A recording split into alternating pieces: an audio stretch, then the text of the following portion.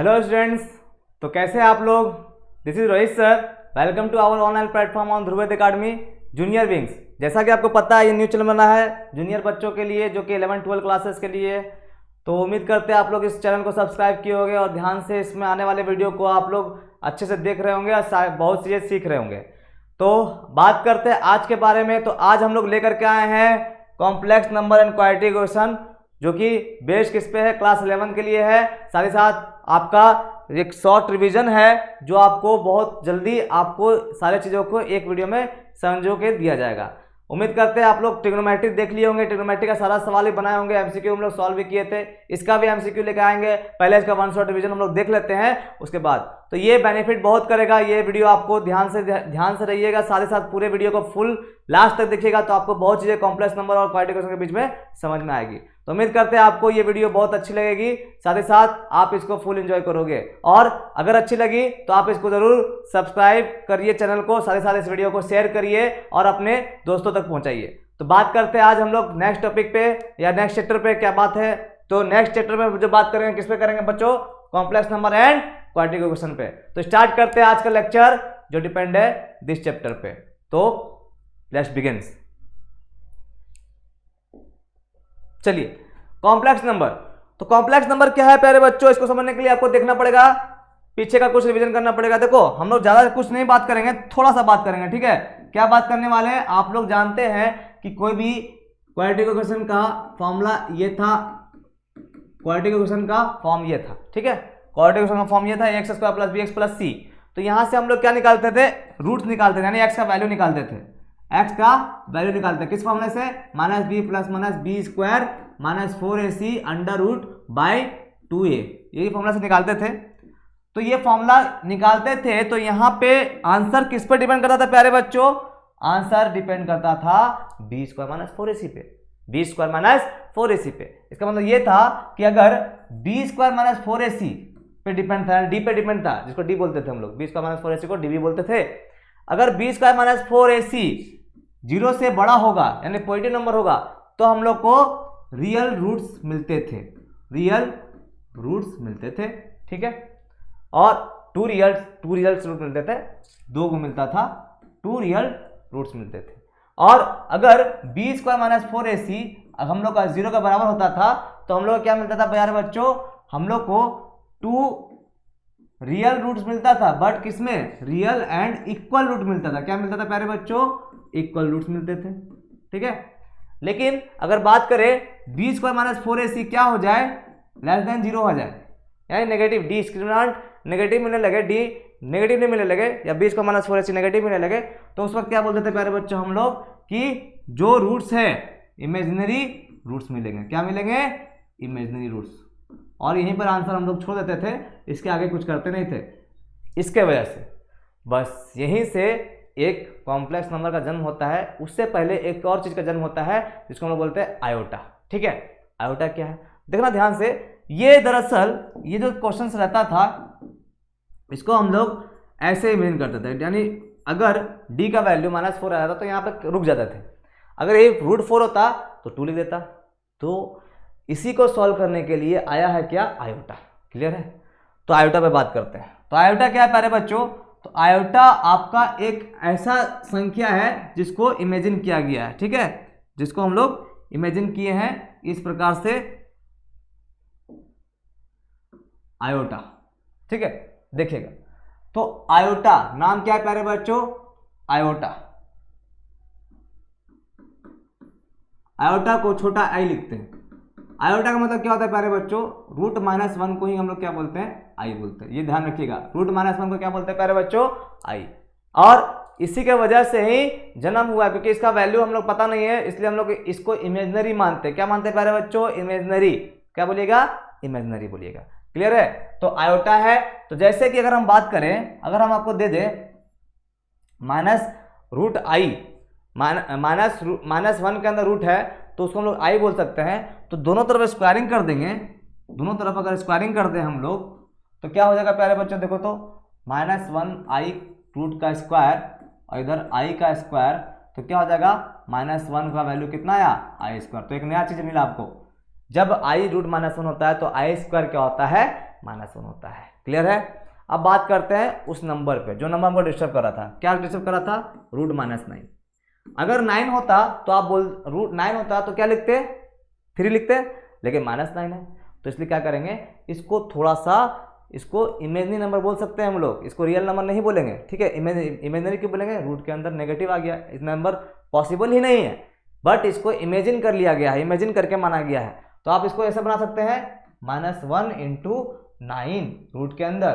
तो क्या होगा प्यारे बच्चों, -1 है तो -1 को हम लोग अलग कर सकते हैं ना, -1 × √9। क्लियर है? तो यहां से क्या हो गया, √-1 को क्या बोलते हैं हम लोग? आई बोलते हैं ना प्यारे बच्चों, आई इंटू √9 का क्या हो गया? 3। तो आंसर क्या आया? 3 आई। तो समझ सकते हैं कि -9 रूट के अंदर रहेगा तो आप क्या लिखोगे? 3 आई। तो उम्मीद करते हैं आपको आयोटा समझ में आया होगा कि आयोटा का क्या है। आयोटा एक इमेजिनरी नंबर है जो इमेजिन किया जाता है, और ये कैसे बनता है? रूट के अंदर वाली संख्याओं को नेगेटिव से बाहर निकालने के लिए ये बनाया जाता है। ठीक है, और उम्मीद करते हैं आपको ये चीज समझ में आया होगी कि आयोटा का जन्म क्यों हो रहा है। ऐसे संख्याओं को पॉसिबल नहीं था क्लास 10th में, इसलिए 11th में क्या किया, इसको एडवांस करके इमेजिनरी नंबर का एक जन्म करवाया गया। ठीक है, तो pause the video and note it down और टेक द स्क्रीनशॉट। चलते हैं हम लोग नेक्स्ट टॉपिक पे। चलिए, तो नेक्स्ट टॉपिक क्या है प्यारे बच्चों? नेक्स्ट टॉपिक रिलेटेड है कॉम्प्लेक्स नंबर पे। तो हम लोग का टॉपिक क्या है प्यारे बच्चों? Complex number. थोड़ा सा इसको समझ लेते हैं, कॉम्प्लेक्स नंबर क्या है और ये कैसे बनता है और इसको डिफाइन कैसे करेंगे। ठीक है, कॉम्प्लेक्स नंबर। चलिए देखो, कॉम्प्लेक्स नंबर को हम लोग लिखते कैसे हैं? कॉम्प्लेक्स नंबर को z से डिफाइन किया जाता है। किससे किया जाता है? z से।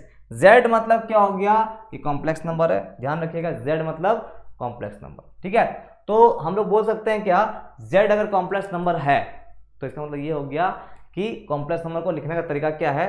तो कॉम्प्लेक्स नंबर दो चीज़ से मिलकर बनता है, z = x + iy। अब x + iy क्या है? तो देखो, x क्या होगा? x होगा रियल पार्ट, x होगा रियल पार्ट, और y वाला होगा इमेजिनरी पार्ट, y वाला इमेजिनरी पार्ट। अब ये अलग अलग क्यों है? क्योंकि देखो, आप तुम ही देखो, इसके पास i नहीं है तो ये रियल पार्ट है, और इसके पास i है तो ये इमेजिनरी पार्ट है। यानी कॉम्प्लेक्स नंबर क्या है? रियल पार्ट और इमेजिनरी पार्ट को मिला के बनने वाला नंबर को हम लोग क्या बोलते हैं? Complex number. और यहीं से एक नया नंबर का जन्म होता है, क्योंकि आप लोग अभी तक रियल नंबर पढ़े हैं, कॉम्प्लेक्स नंबर नहीं पढ़े। कॉम्प्लेक्स नंबर कैसे बनता है? जब रियल और इमेजिनरी पार्ट का कॉम्बिनेशन कराया जाता है तो क्या बनता है? Complex number. तो उम्मीद करता है कॉम्प्लेक्स नंबर के बारे में समझ में आएगा। इसका एग्जाम्पल क्या क्या हो सकते हैं? तो अगर z = 2 + 3i लिखा गया है तो ये क्या है? कॉम्प्लेक्स नंबर है। अगर आपको z = लिखा गया 4 - 3i तो ये भी क्या है? कॉम्प्लेक्स नंबर है। अगर लिखा गया है z = 7 + 0i तो ये भी क्या है? कॉम्प्लेक्स नंबर है। अगर लिखा गया है z = -8 और -0i तो ये भी कॉम्प्लेक्स नंबर है। अगर लिखा गया है z = 0 + 7i तो ये भी क्या है? कॉम्प्लेक्स नंबर है। तो ये सब एग्जांपल किसके पर है बच्चों? कॉम्प्लेक्स नंबर के। अब बात करते हैं थोड़ा purely real and purely imaginary पर। क्लियर है? कॉम्प्लेक्स नंबर समझ में आ गया। तो प्योरली रियल और प्योरली इमेजिनरी नंबर्स क्या होते हैं? तो नेक्स्ट टॉपिक हम लोग का प्यारे बच्चों, purely real and purely imaginary. Purely real and purely imaginary. चलिए देखिएगा नेक्स्ट टॉपिक। नेक्स्ट टॉपिक है प्योरली रियल नंबर। तो ये प्योरली रियल नंबर क्या है? देखिएगा, जब कोई कॉम्प्लेक्स नंबर में प्योरली रियल नंबर मिल जाए तो उसको हम लोग क्या बोलेंगे? प्योरली रियल नंबर बोलेंगे। जैसे अगर कोई कॉम्प्लेक्स नंबर में दो भाग होता है, एक तो होता है रियल पार्ट और एक होता है इमेजिनरी पार्ट। अगर इमेजिनरी पार्ट यानी इमेजिनरी पार्ट कॉम्प्लेक्स नंबर का 0 हो जाए तो हम लोग क्या बोलेंगे कि this is the purely real number. तो देखो, अगर हम लोग यहाँ बोले अगर ये पार्ट अगर 0 हो जाए तो क्या मिलता है? z = x, और ऐसे नंबर को हम लोग क्या बोलते हैं? Purely real number. Purely real number. Suppose that जैसे z = 7 लिखा गया है तो ये प्योरली रियल नंबर है कि नहीं? चेक करो। तो देखो यहाँ पे प्योरली रियल नंबर है क्योंकि z बराबर 7 प्लस 0 आई है, तो इमेजिनरी पार्ट क्या दिख रहा है आपको 0। इसका मतलब यह है कि ये आपका प्योरली रियल नंबर है। तो समझ में आया प्योरली रियल नंबर कैसे बनता है, जब इमेजिनरी पार्ट 0 होता है तो प्योरली रियल नंबर बनता है कोई कॉम्प्लेक्स नंबर। क्लियर है। अब बात करते हैं प्योरली इमेजिनरी नंबर। तो pause the video and note down, take the screenshot. चलिए आगे बात करते हैं प्यारे बच्चों, हम लोग किस पर, हम लोग बात करेंगे अब प्योरली इमेजिनरी नंबर्स पे। तो क्या बात करेंगे, प्योरली इमेजिनरी नंबर, ठीक है।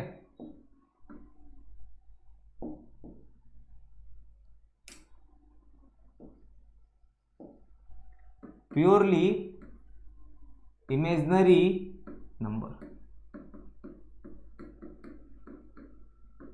चलिए देखिएगा प्योरली नंबर इमेजिनरी नंबर किसको बोलते हैं और कैसे इसको समझते हैं वो देखिएगा। तो आप जान सकते हैं प्योरली इमेजिनरी नंबर क्या होता है, जिस कॉम्प्लेक्स नंबर का अगर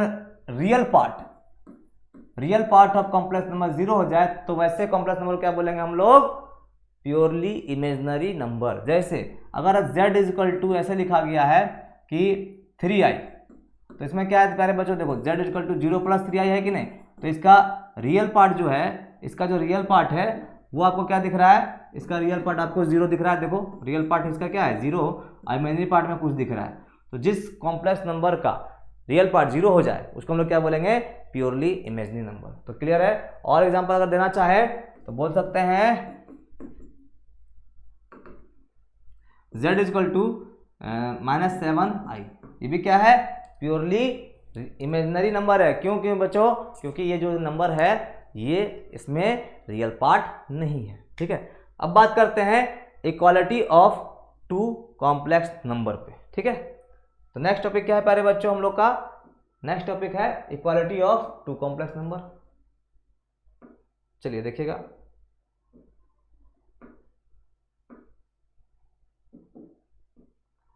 नेक्स्ट टॉपिक है equality of two complex number.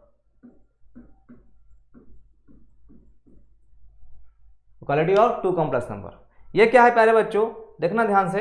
इसको हम लोग डिफाइन करते हैं इस प्रकार से, जब भी कोई भी दो कॉम्प्लेक्स नंबर है, सपोज दैट एक z1 है a प्लस आई बी और एक z2 है c प्लस आई डी। अब बोला कि z1 अगर बोल दे कि if z1 is equal to z2, यानी दो कॉम्प्लेक्स नंबर क्या हो जाए, बराबर हो जाए, तो उस वक्त क्या होता है, उस वक्त क्या होगा, उस वक्त z1 और z2 के बराबर है, तो इसका मतलब क्या है, a प्लस आई बी बराबर c प्लस आई डी। इसका मतलब ये होता है कि रियल पार्ट रियल के बराबर होता है और इमेजिनरी पार्ट इमेजिनरी के बराबर हो जाता है। क्लियर है। रियल पार्ट रियल के बराबर, इमेजिनरी पार्ट इमेजिनरी के बराबर, देयरफॉर a बराबर c हो जाएगा एंड b बराबर d हो जाएगा। क्लियर है। जब भी दो कॉम्प्लेक्स नंबर ये हो जाए, इक्वल हो जाए, तो उस वक्त क्या होते हैं, रियल वाला पार्ट फर्स्ट कॉम्प्लेक्स नंबर का दूसरे वाले कॉम्प्लेक्स नंबर के रियल पार्ट के बराबर होता है, और फर्स्ट वाले कॉम्प्लेक्स नंबर का इमेजिनरी पार्ट दूसरे वाले कॉम्प्लेक्स नंबर के इमेजिनरी पार्ट के बराबर होता है। तो हम लोग बोल सकते हैं कि इसका रियल पार्ट रियल के बराबर, इसका इमेजिनरी पार्ट इमेजिनरी के बराबर। तो ये हुआ equality of two complex number. तो pause the video and note down and take the screenshot.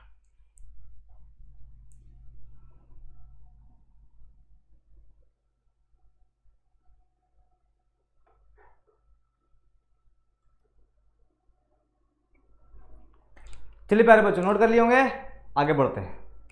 तो नेक्स्ट एक सवाल उठाते हैं इसी पर, equality of two complex number पर, ठीक है। एक सवाल लेते हैं जो इस प्रकार से है, if 4x plus i 3x minus y is equal to 3 plus i minus 6 then find the value of x and y। कैसे निकालेंगे, देखो सिंपल सा फंडा है कि दो कॉम्प्लेक्स नंबर इक्वल है तो इक्वालिटी वाला प्रोसेस लगेगा। इसका मतलब ये हो गया कि अगर इसका सॉल्यूशन करना चाहे हम लोग तो क्या करेंगे प्यारे बच्चों, देखना कि हमको क्या बोला है, दो कॉम्प्लेक्स नंबर बराबर है। इसका मतलब ये हो गया कि 4x plus i 3x minus y is equal to 3 plus i minus 6 है। इसका मतलब ये है प्यारे बच्चों कि जब दो कॉम्प्लेक्स नंबर बराबर होता है तो उसका रियल वाला पार्ट रियल के बराबर होता है और उसका इमेजिनरी वाला पार्ट इमेजिनरी के बराबर होता है। क्लियर है? तो हम लोग यहाँ से क्या बोल सकते हैं प्यारे बच्चों, यहाँ से हम लोग बोल सकते हैं कि 4x बराबर 3, रियल पार्ट बराबर रियल। ठीक है, तो यहाँ से x का मान क्या आ गया 3/, यहाँ से x का मान आ गया 3/4। क्लियर है? और दूसरा इक्वेशन भी तैयार हो रहा है, देखो कैसे। ये तो रियल पार्ट का बात हो गया ना, इमेजिनरी पार्ट भी है। इमेजिनरी पार्ट में क्या है प्यारे बच्चों, देखो ध्यान से, ये इमेजिनरी पार्ट और ये इमेजिनरी पार्ट, तो हम लोग बोल सकते हैं 3x माइनस वाई बराबर -6। अगर ये क्वेश्चन 1 है तो ये क्वेश्चन 2 है। क्लियर है? क्योंकि दो कॉम्प्लेक्स नंबर इक्वल है तो हम लोग बोल सकते हैं कि this and this, real part real के बराबर, इमेजिनरी पार्ट इमेजिनरी के बराबर। क्लियर है? तो आगे बढ़ते हैं हम लोग। तो देखे फर्स्ट इक्वेशन से x का वैल्यू आया, हम लोग क्या करेंगे, इसी x का वैल्यू को रखेंगे कहां पे, 2 पे। तो put the value of x in equation 2। तो 2 पे रखते हैं, क्या आता है देखो, तो 3 इंटू एक्स का वैल्यू कितना था प्यारे बच्चों 3/4 माइनस वाई नहीं पता है -6। क्लियर है? नेक्स्ट स्टेप क्या करेंगे प्यारे बच्चों, हम लोग 9/4 minus y is equal to -6। तो यहाँ से क्या मिला, -y बराबर -6 और प्लस 9/4। तो आ गया कितना प्यारे बच्चों, -24 प्लस 9/4। तो कितना आया, -y is equal to minus plus minus हो गया ना 15, -15/4 माइनस कट गया तो y इज इक्वल टू 15/4। तो आपको y दिख गया 15/4 और x दिख गया 3/4। उम्मीद करते हैं समझ में आया कि हम लोग इक्वालिटी वाला क्वेश्चन को कैसे सॉल्व करते हैं। जब भी इक्वालिटी का सवाल आए तो रियल पार्ट रियल के बराबर, इमेजिनरी पार्ट इमेजिनरी के बराबर, उसको वहां से सॉल्व करके निकाल दिया। तो pause the video, note it down and take the screenshot first.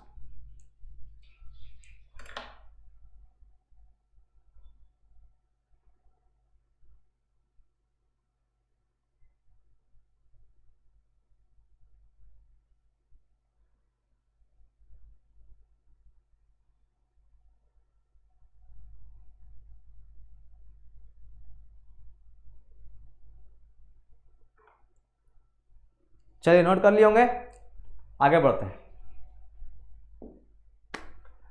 अब हम लोग बात करेंगे कुछ प्रोसेस पे कॉम्प्लेक्स नंबर का। ठीक है, तो प्रोसेस क्या है, मतलब कुछ उसका ऑपरेशन बोल सकते हैं, ऑपरेशन बोलिए या प्रोसेस बोलिए, कुछ बोल सकते हैं। तो हम लोग बात करेंगे algebra of complex number, algebra of complex number. थोड़ा सा अलग अलग हो गया, मैनेज कीजिए। ठीक है, ठीक है, चलिए अच्छा साथ करके देखते हैं। कॉम्प्लेक्स नंबर, चलिए अब ठीक है, ऊपर नीचे कोई दिक्कत नहीं। अलजेब्रा ऑफ कॉम्प्लेक्स नंबर, इस पर बात करते हैं प्यारे बच्चों। तो देखिएगा, अलजेब्रा ऑफ कॉम्प्लेक्स नंबर बात करेंगे पर किसमें, एडिशन में। किसमें बात करेंगे, एडिशन में। यानी हम लोग क्या सीखने वाले हैं, दो कॉम्प्लेक्स नंबर का एडिशन। क्या सीखने वाले हैं प्यारे बच्चों, दो कॉम्प्लेक्स नंबर का एडिशन। देखिए कैसे, अगर आपको दो कॉम्प्लेक्स नंबर दे दिया जाए, एक कॉम्प्लेक्स नंबर दिया है x प्लस आई वाई और एक कॉम्प्लेक्स नंबर दे दिया है a प्लस आई बी। ठीक है, दो कॉम्प्लेक्स नंबर दिया है, अब बोला इसको ऐड करिए। तो आप कैसे ऐड करोगे, जब भी z1 को z2 से ऐड करिएगा तो क्या होगा, x प्लस आई वाई और plus a plus i b होगा। क्लियर है, ये बात तो आपको पता है, लेकिन ध्यान दो i के साथ होगा बीच में, x प्लस आई वाई और plus a plus i b. Clear है? तो देखो रियल वाला रियल से ऐड होता है, रियल वाला रियल से ऐड होता है और प्लस आई देंगे, इमेजिनरी वाला इमेजिनरी से ऐड होगा।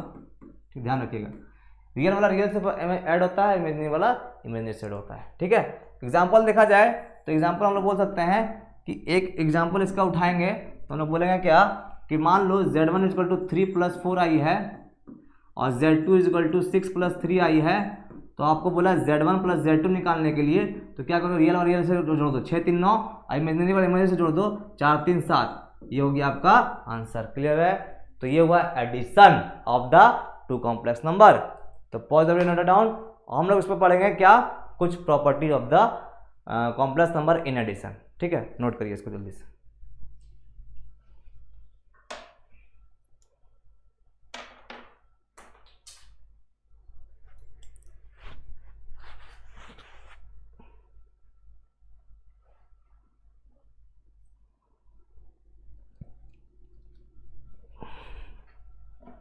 चलिए आगे बढ़ते हैं।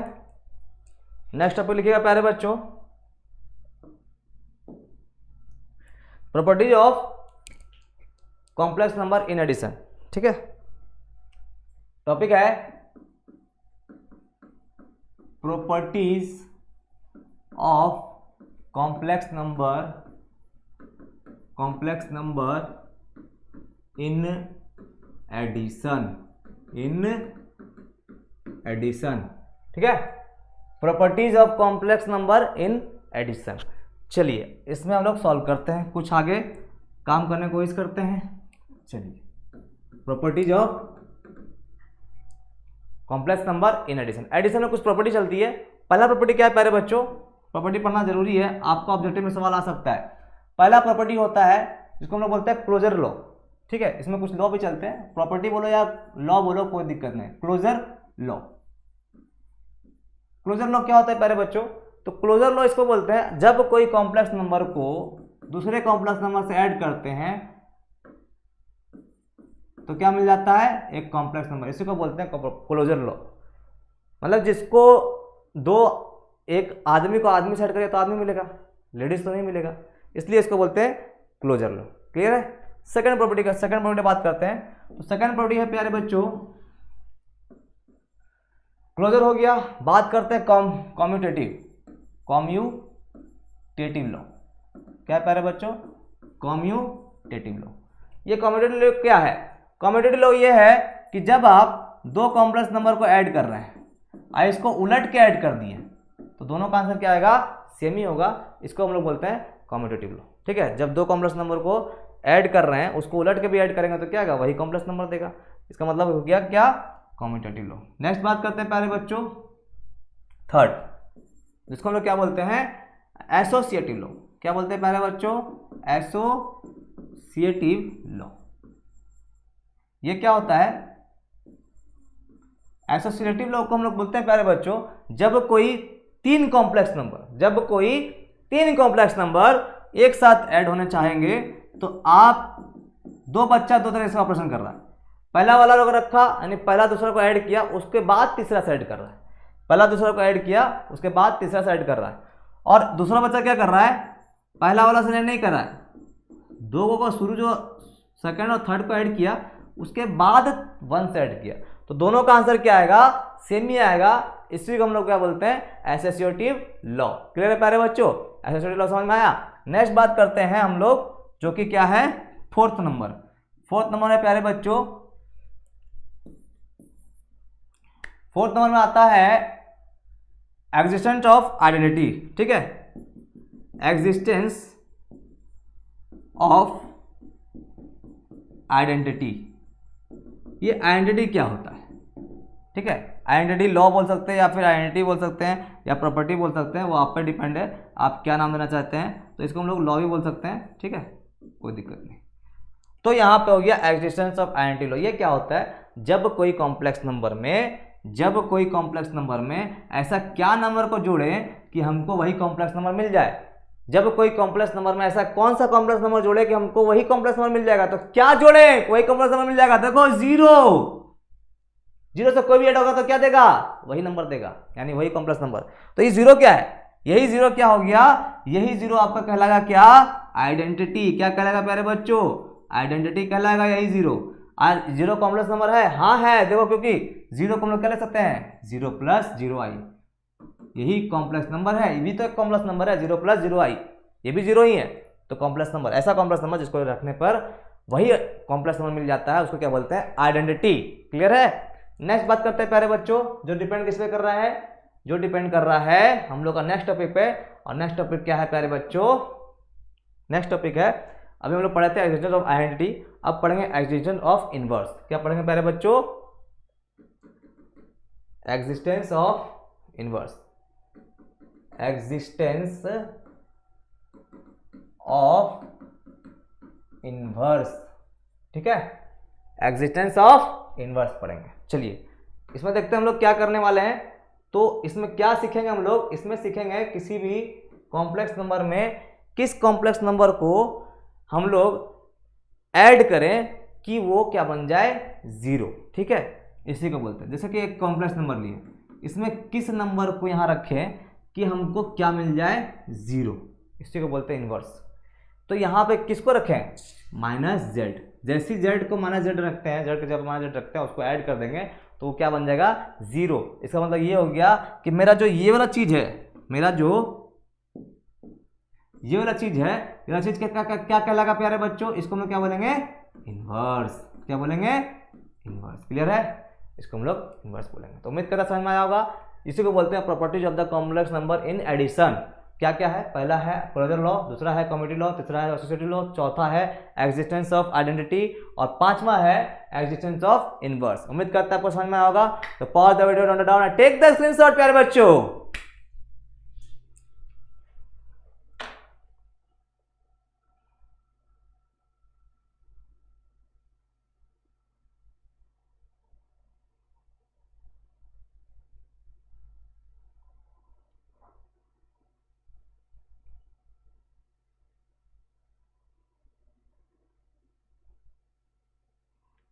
चलिए एडिशन का काम हो गया, थोड़ा सा बात कर लेते हैं हम लोग सब्ट्रैक्शन पे, ठीक है। किसे बात कर लेते हैं, सब्ट्रैक्शन। सब्ट्रैक्शन कुछ नहीं है, नॉर्मल जैसा ही है। तो नेक्स्ट टॉपिक क्या है प्यारे बच्चों, subtraction of the complex number. Subtraction of two complex number. Clear है, subtraction of two complex number. इसमें लोग क्या सीखेंगे, नॉर्मल सा बात है, ज़्यादा कुछ इसमें बात नहीं होगा। अगर कोई एक कॉम्प्लेक्स नंबर दिया गया आपको प्यारे बच्चों a प्लस आई बी, और दूसरा कॉम्प्लेक्स नंबर दिया गया है c प्लस आई डी, अब बोला है इसको सब्ट्रैक्ट करिए, तो सब्ट्रैक्शन क्या होगा, z1 माइनस z2, मतलब क्या हो गया प्यारे बच्चों, a प्लस आई बी को हम लोग सब्ट्रैक्ट कर रहे हैं, किससे, c प्लस आई डी से। किससे कर रहे हैं, c प्लस आई डी से। तो क्या होगा प्यारे बच्चों, रियल वाला रियल से घटेगा, इमेजिनरी वाला इमेजिनरी से घटेगा। तो a माइनस बी, देखो ध्यान से, a plus i b minus c minus plus minus i d. तो यहाँ ध्यान दो क्या हो रहा है, a रियल पार्ट है, रियल पार्ट, तो a माइनस सी एक साथ हो गया, रियल पार्ट इमेजिनरी पार्ट, दोनों से i कॉमन निकाल ले तो हो गया क्या, b माइनस डी। तो आप समझ सकते हैं कि दो कॉम्प्लेक्स नंबर का सब्ट्रैक्शन क्या होता है, रियल का रियल के साथ और इमेजिनरी का इमेजिनरी के साथ। इसका लॉ नहीं होता है क्योंकि यहाँ पे अलग अलग चीज़ हो जाती है, इसलिए नॉर्मली होता है। चलिए बात करते हैं अब हम लोग, क्या बात करेंगे हम लोग, multiplication of the complex number. तो टेक द स्क्रीनशॉट और आप लोग इसको नोट डाउन करिए जल्दी से।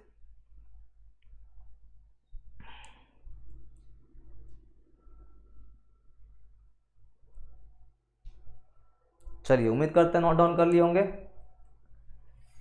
आगे बढ़ते हैं।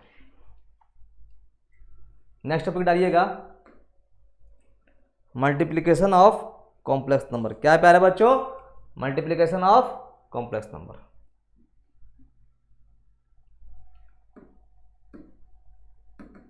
Multiplication of two complex number, two complex number का मल्टीप्लिकेशन सीखेंगे। चलिए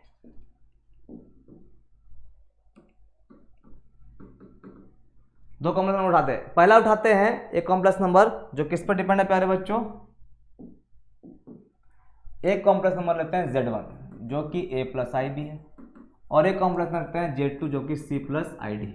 अब दोनों को गुना करना है, तो दोनों गुना करना है तो देखो, तो z1 इंटू z2 कर रहे हैं ना, तो z1 का वैल्यू कितना है प्यारे बच्चों, a प्लस आई बी, और z2 का वैल्यू कितना है, c प्लस आई डी। इसका कोई फॉर्मूला नहीं होता है, फॉर्मूला होता है पर हम बताएंगे नहीं, उसको करने से अच्छा है कि तुम डायरेक्ट करना सीखो, ठीक है।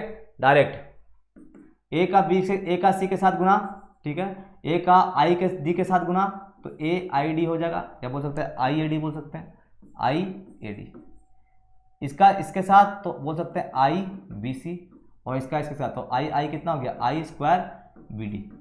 तो आप बताओ, ये हो गया ए सी और ये दोनों से आई कॉमन ले लेते तो क्या हो जाएगा a d plus b c, क्या हो जाएगा a d plus b c, और प्लस ये आई स्क्वायर है ना, तो आई स्क्वायर क्या बन जाएगा माइनस पी डी।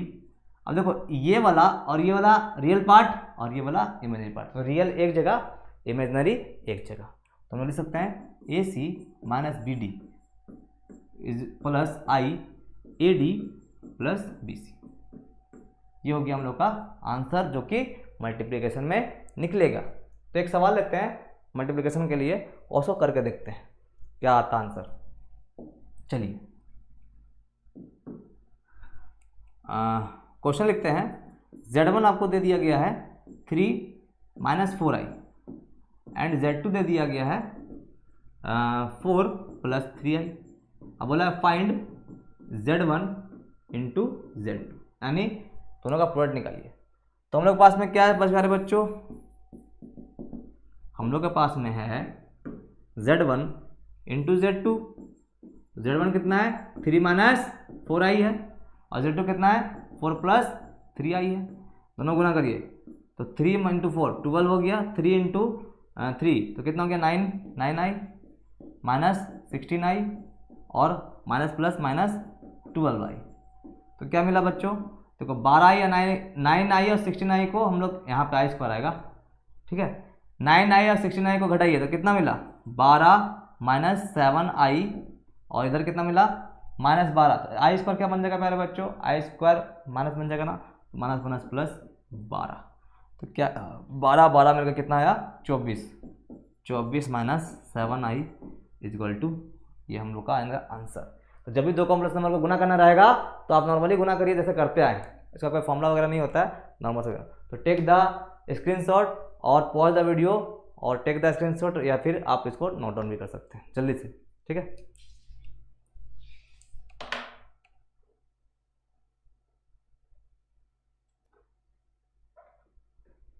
चलिए प्यारे बच्चों नोट कर लिए ना इसको। तो आगे बात करते हैं मल्टीप्लिकेशन का कुछ प्रॉपर्टी होता है, उस पर बात करेंगे हम लोग। तो प्रॉपर्टी ऑफ द मल्टीप्लिकेशन, ठीक है।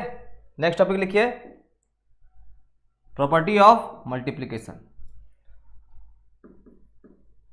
Properties of multiplication of complex number, समझे प्यारे बच्चों।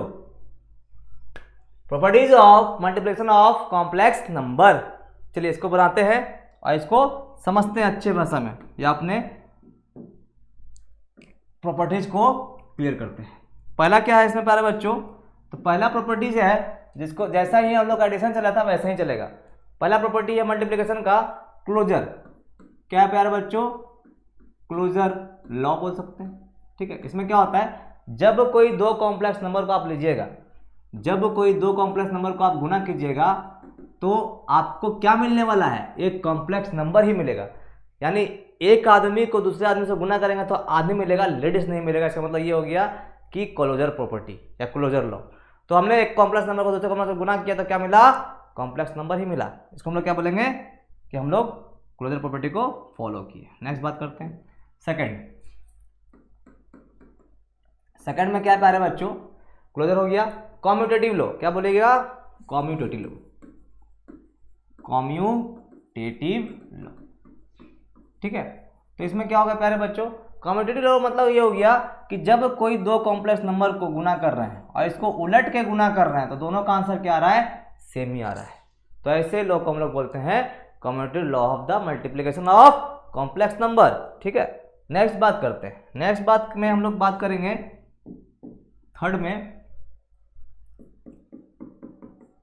Associative law.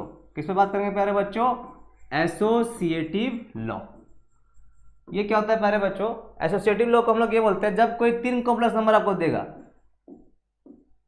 जब कोई तीन कॉम्प्लेक्स नंबर आपको देगा तो एक बच्चा क्या किया, Z1 Z2 गुना किया, उसके बाद Z3 से गुना कर दिया, और एक बच्चा क्या कर रहा है, Z1 को साइड किया, Z2 और Z3 से गुना कर दिया। जब किसी फर्स्ट और सेकंड का मल्टीप्लिकेशन थर्ड के मल्टीप्लिकेशन का कॉम्प्लेक्स नंबर के बराबर आ जाए, यानी आपको अगर कोई बच्चा पहला दूसरा कॉम्प्लेक्स नंबर गुना करके तीसरा किससे गुना करता है, उसका आंसर और अगर कोई बच्चा वही बच्चा दूसरा तरीके से बना रहा है, क्या कि जब सेकंड और थर्ड को गुना करके उसको बाद फर्स्ट से गुना कर रहा है, इसका मतलब क्या हो गया कि दोनों का आंसर क्या आएगा, सेम ही आएगा। ऐसे लोग हम लोग क्या बोलते हैं, एसोसिएटिव लॉ बोलते हैं। इसका मतलब ये हो गया कि मल्टीप्लिकेशन एसोसिएटिव लॉ को फॉलो करता है। नेक्स्ट बात करते हैं क्वेश्चन मतलब कि 4 में क्या है प्यारे बच्चों, 4 में देखिएगा, 4 में है एडिटिव मल्टीप्लिकेटिव आइडेंटिटी। क्या है प्यारे बच्चों, मल्टीप्लिकेटिव आइडेंटिटी। ठीक है, ये क्या होता है मल्टीप्लिकेटिव आइडेंटिटी, तो देखिएगा ध्यान से। मल्टीप्लिकेटिव आइडेंटिटी समझने के लिए आपको समझना पड़ेगा वही वाला जो हम लोग पीछे पढ़े थे, उसी के जैसा ही है। थोड़ा देखिएगा ये क्या है। देखिए आइडेंटिटी का मतलब क्या हो गया, जब कोई कॉम्प्लेक्स नंबर को ऐसे कॉम्प्लेक्स नंबर से गुना करें, जिसमें वही कॉम्प्लेक्स नंबर मिल जाए, यानी कोई कॉम्प्लेक्स नंबर को ऐसे कॉम्प्लेक्स नंबर से गुना करे कि वही कॉम्प्लेक्स नंबर मिल जाए, तो ऐसे बोलते हैं आइडेंटिटी। ये कौन हो सकता है, ये सिर्फ 1 हो सकता है। और 1 क्या है हम लोग का मल्टीप्लिकेटिव आइडेंटिटी। इसी को हम लोग क्या बोलते हैं, मल्टीप्लिकेटिव आइडेंटिटी। ठीक है, इसी को हम लोग बोलते हैं मल्टीप्लिकेटिव आइडेंटिटी, यानी 1 कॉम्प्लेक्स नंबर है। देखो कैसे, प्योरली रियल नंबर है, कॉम्प्लेक्स नंबर भी है, 1 प्लस 0y है ना, 1 प्लस 0y। 1 भी क्या है, एक रियल नंबर है, एक कॉम्प्लेक्स नंबर जैसा बिहेव कर सकता है। ठीक है, तो यहाँ तक हो गया। नेक्स्ट बात करेंगे हम लोग लास्ट बात करने वाले हैं बच्चों, सब तो हो ही गया है। लास्ट बात करने वाले हैं हम लोग किस पर, तो बात करने वाले हैं, हो गया मल्टीप्लिकेटिव आइडेंटिटी हो गया। अब बात करेंगे मल्टीप्लिकेटिव इनवर्स पे। किससे बात करेंगे, मल्टीप्लिकेटिव इनवर्स पे। ठीक है, तो मल्टीप्लिकेटिव इनवर्स क्या होता है, इसको समझने के लिए थोड़ा सा देखिएगा। ये क्या कहना चाह रहा है, ये कहना चाह रहा है कि मल्टीप्लिकेटिव इनवर्स वैसा नंबर होता है जब कोई कॉम्प्लेक्स नंबर को किसी कॉम्प्लेक्स नंबर से गुना करे और 1 बन जाए, उसी को बोलते हैं मल्टीप्लिकेटिव इनवर्स। इसका मतलब ये हुआ कि इसको किससे गुना करें, इसको 1/z से गुना करेंगे। ये भी तो कॉम्प्लेक्स नंबर ही है 1/z, जब 1/z से गुना करेंगे तो क्या बन जाएगा 1। इसका मतलब क्या हो गया, 1/z क्या है, मल्टीप्लिकेटिव इनवर्स है। इसका मतलब क्या हो गया, इसको हम लोग ऐसे लिख सकते हैं z के पावर में -1 बराबर 1। तो ये वाला जो चीज़ है, ये वाला चीज़ को हम लोग क्या बोलेंगे, मल्टीप्लिकेटिव इनवर्स। क्लियर है बच्चों, तो आपको समझ में आया properties of the multiplication of the complex number, जिसमें क्या है, क्लोजर लॉ है, फिर एसोसिएटिव लॉ है, फिर कम्यूटेटिव लॉ है, फिर मल्टीप्लिकेटिव आइडेंटिटी है, और लास्ट में मल्टीप्लिकेटिव इनवर्स है। तो pause the video and note it down और टेक द स्क्रीनशॉट जल्दी से।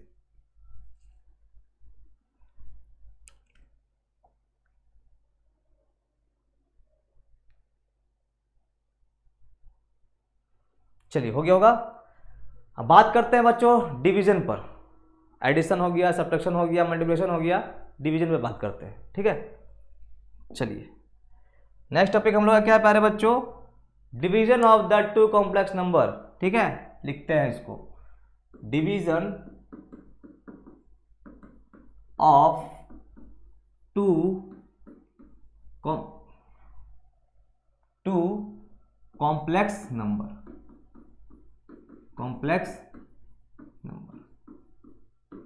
ठीक है, डिवीजन ऑफ 2 कॉम्प्लेक्स नंबर, इसको करते हैं हम लोग। चलिए समझते हैं।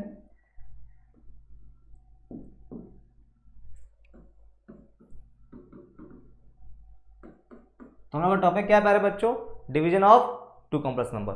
समझिएगा, अगर एक कॉम्प्लेक्स नंबर दिया गया आपको z1 बराबर x plus a plus ib, और दूसरा दिया गया है c प्लस id। अब बोला है क्या निकालने के लिए, अब बोल दिया आपको निकालने के लिए क्या, z1 बटा z2। ठीक है, डिवीजन बोलते निकालने के, तो कैसे निकालोगे, देखो ध्यान से।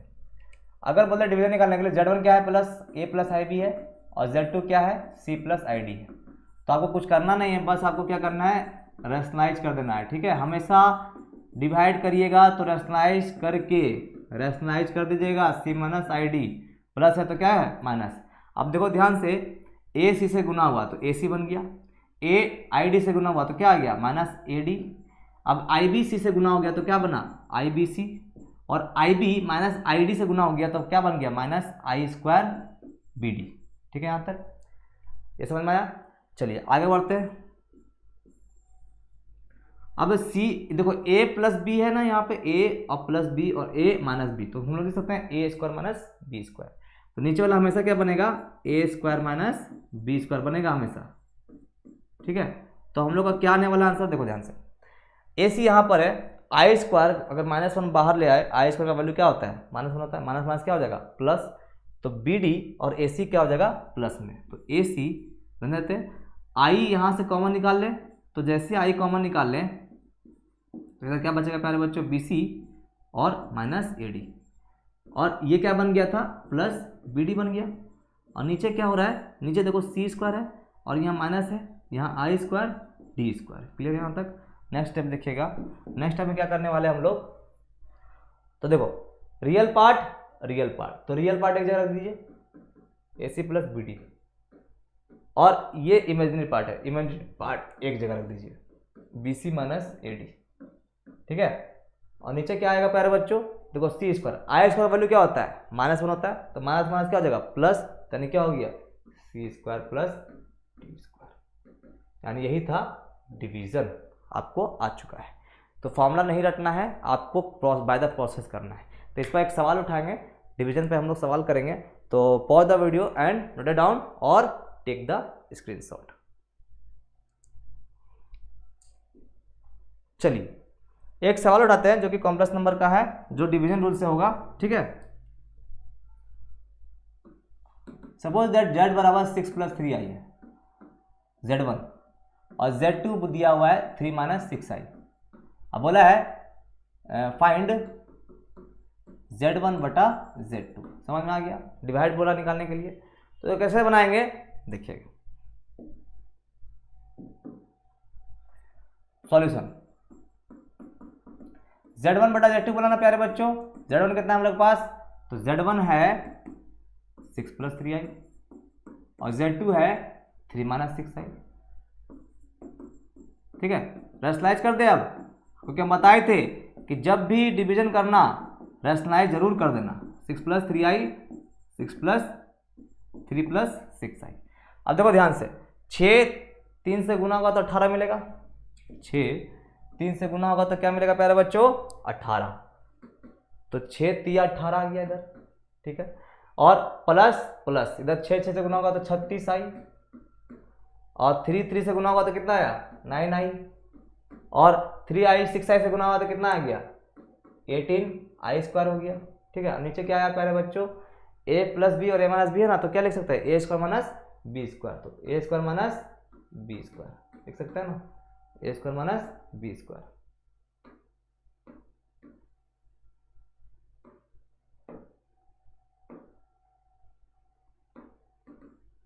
चलिए आगे बढ़ते हैं, तो देखिएगा 18 और देखो माइनस 18 प्लस हुआ ना, माइनस 6 18 और इधर हो गया 18 स्क्वायर, कैंसिल आउट हो जाएगा तब तो 6 प्लस 3i, कोई दिक्कत नहीं, कैंसिल होने दी। तो 18 और माइनस कितना हो गया, इधर 18 हो गया और इधर कितना हुआ 36 और 9 कितना प्लस 45 आई, और इधर क्या हो गया माइनस 18, और इधर क्या हो गया नीचे 3 3 9 और माइनस 6i का स्क्वायर कितना हो गया 36 आई स्क्वायर।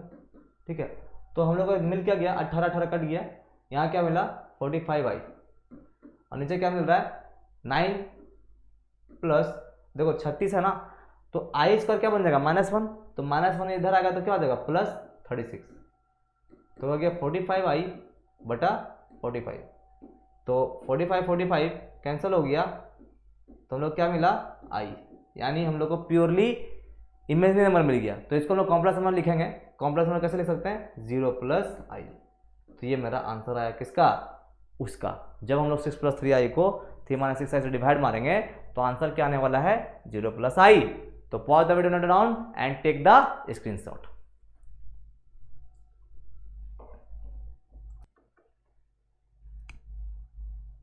चलिए आगे बात करते हैं हम लोग। नेक्स्ट टॉपिक है प्यारे बच्चों हम लोग का conjugate of complex number and inverse of complex number. तो दो टॉपिक उठाएंगे हम लोग। पहला टॉपिक उठाएंगे conjugate of complex number, conjugate of complex number, ठीक है, ये पहला टॉपिक है हम लोग का। और नेक्स्ट टॉपिक है प्यारे बच्चों, नेक्स्ट टॉपिक है conjugate of complex number, inverse of complex number, inverse of complex number, ठीक है। दो टॉपिक उठाएं, एक तो है कॉन्जुगेट ऑफ कॉम्प्लेक्स नंबर और एक है इनवर्स ऑफ कॉम्प्लेक्स नंबर, ठीक है। चलिए आगे बढ़ते हैं हम लोग, इस टॉपिक को समझते हैं प्यारे बच्चों। तो पहला टॉपिक है हम लोग का क्या, कॉन्जुगेट ऑफ कॉम्प्लेक्स नंबर। तो कॉन्जुगेट ऑफ कॉम्प्लेक्स नंबर निकालने के लिए क्या करेंगे हम लोग, देखिएगा ध्यान से, ठीक है। इसको कैसे लिखा जाता है, z पे बार लिखा जाता है। z पे बार पढ़ते हैं, क्या पढ़ते हैं प्यारे बच्चों, z पे बार का मतलब क्या है, कॉन्जुगेट। और इसका साइन क्या होता है, z पर -1, जो आपको पीछे दिखा होगा। z पे -1 का मतलब क्या हो गया, इनवर्स, और z पे बार का मतलब क्या हो गया, कॉन्जुगेट। कॉन्जुगेट क्या होता है, देखिएगा एकदम सिंपल भाषा में समझ में आएगा अभी आपको। देखिएगा अगर z आपको दिया गया x प्लस आई वाई, एक कॉम्प्लेक्स नंबर दिया गया, बोला इसका कॉन्जुगेट निकालिए, तो इसका कॉन्जुगेट क्या हो जाएगा, z पे बार, मतलब साइन बदल जाएगा, खाली प्लस की जगह माइनस हो जाएगा, तो क्या कॉन्जुगेट निकल गया, ठीक है। जैसे एक एग्जांपल दे हम कि आपको बोला एग्जांपल में निकालने के लिए क्या आपको बोला गया है कि एक z दिया गया है 7 + 3i, बोला इसका कॉन्जुगेट निकालिए, तो क्या कर दिए 7 - 3i, लेकिन एक बार और कॉन्जुगेट कर दिए, एक बार और कॉन्जुगेट, तो 7 + 3i हो गया। मतलब क्या हुआ कि पहला कॉम्प्लेक्स नंबर कॉन्जुगेट किए तो 7 - 3 आ गया, एक बार और कॉन्जुगेट कर दिए तो 7 + 3 आ गया। मतलब क्या हुआ कि जब आप किसी कॉम्प्लेक्स नंबर को दो बार कॉन्जुगेट निकालते हैं, किसी कॉम्प्लेक्स नंबर का दो बार कॉन्जुगेट निकालते हैं तो वही कॉम्प्लेक्स नंबर मिल जाता है। एक थ्योरम बना कि जब किसी कॉम्प्लेक्स नंबर को दो बार कॉन्जुगेट कर दें तो हम लोग को वही कॉम्प्लेक्स नंबर मिलता है। तो कॉन्जुगेट समझ में आया कैसे बनता है, आप लोग आराम से बना लीजिएगा कॉन्जुगेट क्या होता है नहीं होता है, ठीक है। नेक्स्ट बात करते हैं, तो नेक्स्ट बात करते हैं हम लोग किस पे प्यारे बच्चों, इनवर्स पे। इनवर्स क्या होता है, जैसे देखो अगर आपको दिया गया है एक सवाल,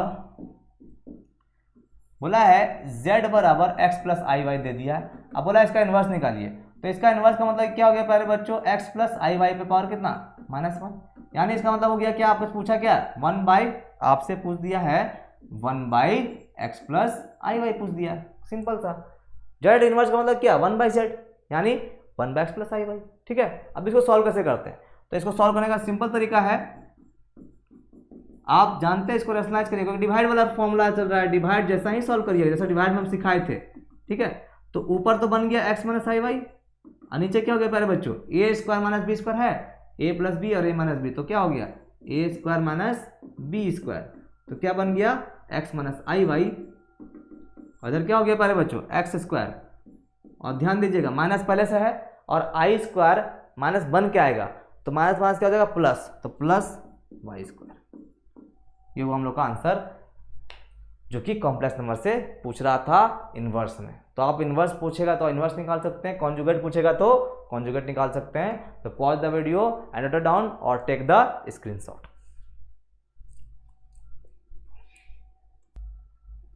चलिए स्क्रीनशॉट ले लिए होंगे।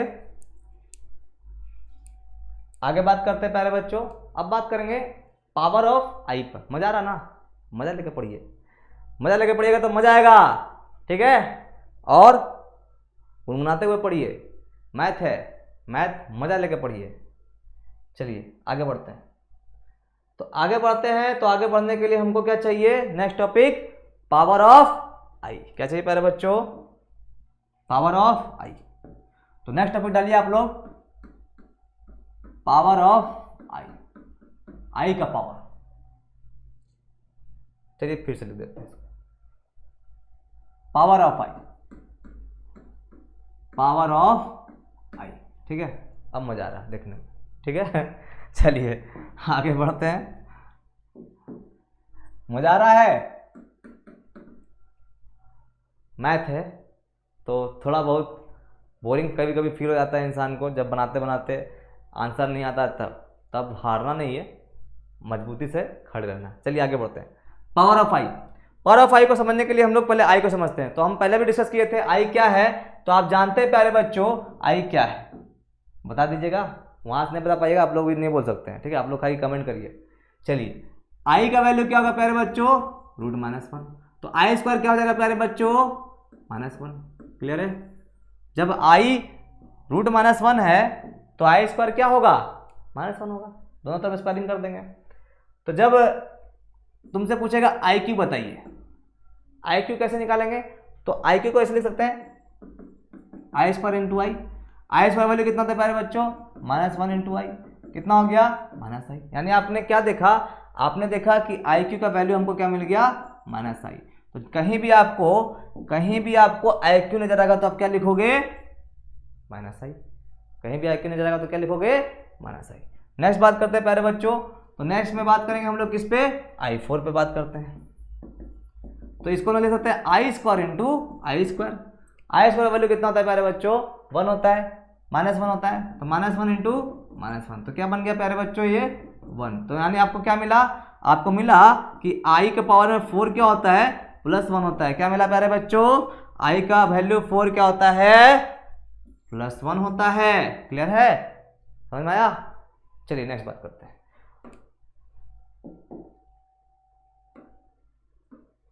तो आपने अभी 4 चीजें जो सीखा, आई स्क्वायर, आई क्यू और I4। अब बात करते हैं आई पे -1 रहा तब क्या होगा। आई पे -1 रहा तो क्या होगा, तो इसको हम क्या ले सकते हैं, 1/i ले सकते हैं। और 1/i लिखने के बाद ऊपर नीचे आई से गुना कर देते हैं तो ये आई स्क्वायर हो जाएगा। और आई स्क्वायर का वैल्यू आपको पता है क्या होता है, -1 होता है ना। आंसर क्या आया, -i। तो आपने देखा क्या, आपने ये देखा कि आई के पावर में -1, आई के पावर में -1 क्या बन गया, -i। तो ये ध्यान रखिएगा, आई के पावर -1 क्या बन गया, -i। नेक्स्ट बात करते हैं। चलिए आई के पावर में -2 क्या बनेगा, चलिए देखते हैं। आई बटा आई स्क्वायर लिखिएगा इसको। तो आई स्क्वायर वैल्यू कितना था बच्चों, आई स्क्वायर वैल्यू बता दो तो -1 होता ना, तो -1 क्या हो गया। यानी आपने देखा क्या कि आई का पावर में -2 क्या बन गया, -1। चलिए एक और निकालते हैं। आई के पावर में -3, अगर आई के पावर में -3 हो जाए, आई के पावर में -3 हो जाए तो इसको क्या लिखेंगे, 1/i के पावर में q। और इसको हम लिख सकते हैं 1/i का स्क्वायर इंटू आई। और आई का स्क्वायर का वैल्यू कितना होता है प्यारे बच्चों, -1 होता है। तो यह -1 क्या हो गया, 1/-i हो गया। तो हम लोग क्या देख रहे हैं, हम लोग ये देख रहे हैं कि आई क्यू हमको क्या दे रहा है, आई क्यू हमको दे रहा है, आई के पावर -3 दे रहा है -1/i। क्या यही आंसर है, नहीं। थोड़ा और इसको सॉल्व करेंगे। अब यहां से क्या करेंगे, दोनों तरफ आई से गुना कर देते हैं, एक ऊपर में भी और एक नीचे में भी। जब नीचे इसमें आई आया तो आई स्क्वायर हो गया, और ऊपर में आई आया तो आई हो गया। तो आई, ठीक है। अब -i और आई स्क्वायर का वैल्यू कितना होता है, -1। तो माइनस कट गया तो हमको क्या मिला, आई के पावर में -3 का वैल्यू क्या मिल गया, आई। क्लियर हुआ? तो आप देख सकते हैं 4 चीज हम निकाले हैं।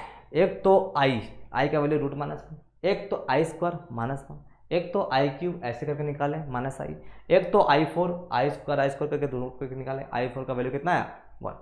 नेक्स्ट बात करते हैं I-1 कैसे निकला, 1/i करके और दोनों तरफ i से गुना कर दिया ऊपर नीचे, तो ये हो गया आई स्क्वायर का वैल्यू कितना होता है, -1 और -i हो गया। नेक्स्ट बात करते हैं आई के पावर -2, तो नीचे लाया आई स्क्वायर, तो आई स्क्वायर का वैल्यू कितना होता है प्यारे बच्चों, -1 क्या बन गया, -1। तो यानी आई स्क्वायर का वैल्यू क्या मिल गया, आई के पावर -2 का वैल्यू -1, और लेकिन आई के पावर में 2 का वैल्यू 1 -1 इसका और इसका भी -1, देख सकते हैं। आगे बात करते हैं, तो नेक्स्ट बात करेंगे। तो यहाँ देखिएगा, हाँ यहाँ पर आई के पावर -3 कैसे निकाले, 1/i के ले गए, आई स्क्वायर इंटू आई स्क्वायर का वैल्यू कितना है, -1 इंटू आई। तो क्या आ गया बच्चों, -1/i को और सॉल्व किया, यानी आई से मल्टीप्लाई कर दिया ऊपर नीचे, तो क्या आ गया, आई। यानी आई के पावर -3 का वैल्यू कितना आ गया, आई। और I4 क्या आएगा, आई के पावर -4, जब i4 1 है तो i के पावर -4 भी क्या होगा, 1 ही होगा। अब आप सोच रहे होंगे कि सर ने i4 तक बताया, 5 6 7 8 यार भी क्यों नहीं बताया। तो उसको इसलिए नहीं बताएं क्योंकि वो जो सवाल है वो सवाल बस 4 तक ही बनता है। 4 के अलावा हम लोग मेथड चेंज करते हैं, वहाँ पे मेथड अलग हो जाता है। तो वो मेथड आपको हम देंगे अभी तुरंत।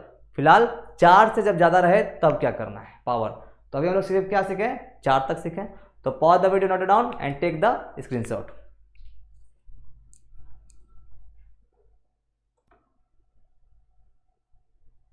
चलिए तो आगे बढ़ते हैं। हम लोग अब सीखते हैं i के पावर में 4 से ज़्यादा क्वेश्चंस रहा तो उसको हम लोग कैसे बनाएंगे, ठीक है। तो चलिए 3 सवाल हम लिए हैं। i298 है, i टू द पावर -936 है और i टू द पावर -569 है। इसको सॉल्व करने की कोशिश करते हैं। तो देखो क्या प्रोसेस है। प्रोसेस ये है बच्चों कि आप i के पावर में कुछ भी दिया रहे उसको क्या करना, 4 से डिवाइड मारना। जैसे 4 से आप डिवाइड मारोगे 28 बार में कटेगा, 18 आया, फिर 4 बार में डिवाइड मारिए तो 2 बचा।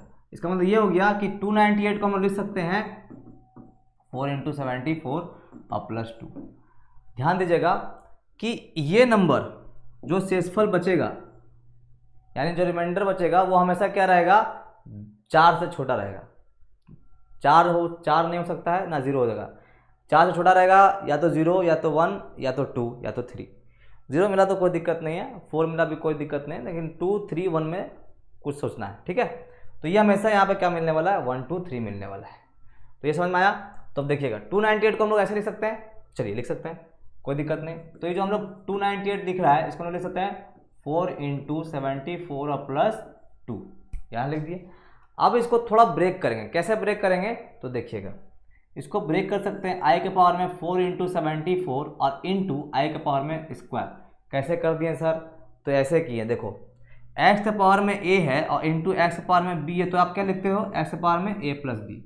और अगर x के पावर में a + b होगा तो तुम क्या लिखोगे प्यारे बच्चों, x के पावर में a इंटू एक्स के पावर में b।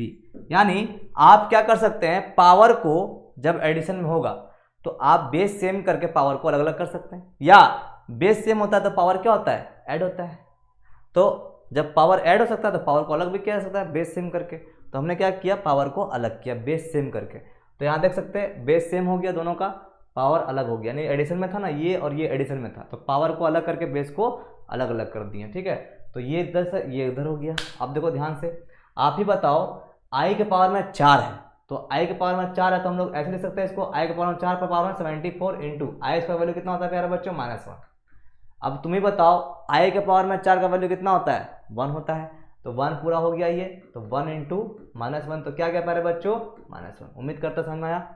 यानी आपको ये ध्यान देना है कि ये नंबर हमेशा 1 बनेगा, कोई भी हालत में 1 बनेगा, क्योंकि 4 है ना, 4 के वजह से ये पूरा 1 बन जाएगा। और बचेगा कौन, रिमाइंडर। रिमाइंडर से ही काम करना है। क्लियर है, समझ में आया। तो pause the video and note down, take the screenshot. अब चलते हैं नेक्स्ट सवाल पे, तो जल्दी से इसको नोट करिए। चलिए अब हम लोग चलते हैं सेकंड सवाल में। तो सेकंड सवाल क्या कहता है प्यारे बच्चों, i के पावर में -936। क्या कह रहा है, i के पावर में -936।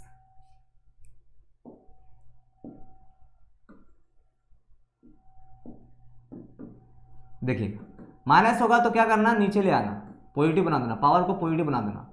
उसके बाद आप करिए, आप डिवाइड मारो इसको, तो कितने बार हो जाएगा, 4 से डिवाइड मारिए, तो 4 × 4 2 = 8, 1 4 3 = 12 और 4 4 = 6, ये बचा। तो आप इसको देख सकते हैं, इसको हम लोग 4 का गुणज है यानी 4 का मल्टीपुल है, तो इसको हम लोग ऐसे लिख सकते हैं 2 3 4। और 4 का मल्टीपुल क्या होता है, यानी i के पावर में 4 का वैल्यू कितना होता है, 1 होता है ना। तो हम लोग लिख सकते हैं 1/1। 1 के पावर में कुछ भी होगा तो क्या होगा, 1 ही होगा। तो यहाँ से क्या आंसर आया, 1। क्लियर है। नेक्स्ट सवाल देखो,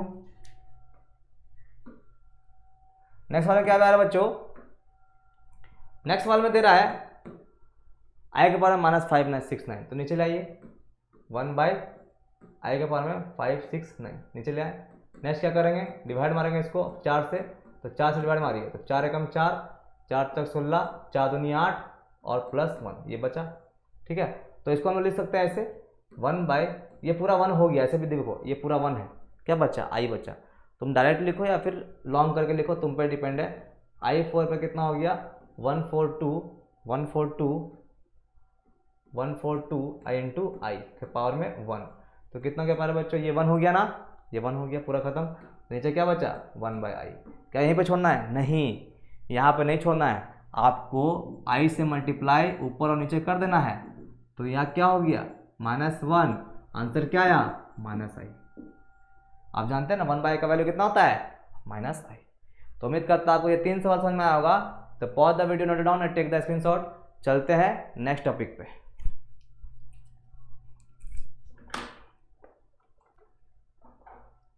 चलिए बच्चों, हो गया ना, नेक्स्ट टॉपिक पे चलते हैं। मजा आ रहा है? बनाइए, मजा आएगा। कॉम्प्लेक्स नंबर को 1 शॉट में खत्म करने को इसमें है, तो हो जाएगा, उम्मीद रखिए।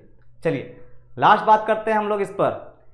नेक्स्ट बात है, नेक्स्ट टॉपिक है प्यारे बच्चों हम लोग का आइडेंटिटी ऑफ कॉम्प्लेक्स नंबर। ठीक है, क्या है प्यारे बच्चों? Identity of complex number.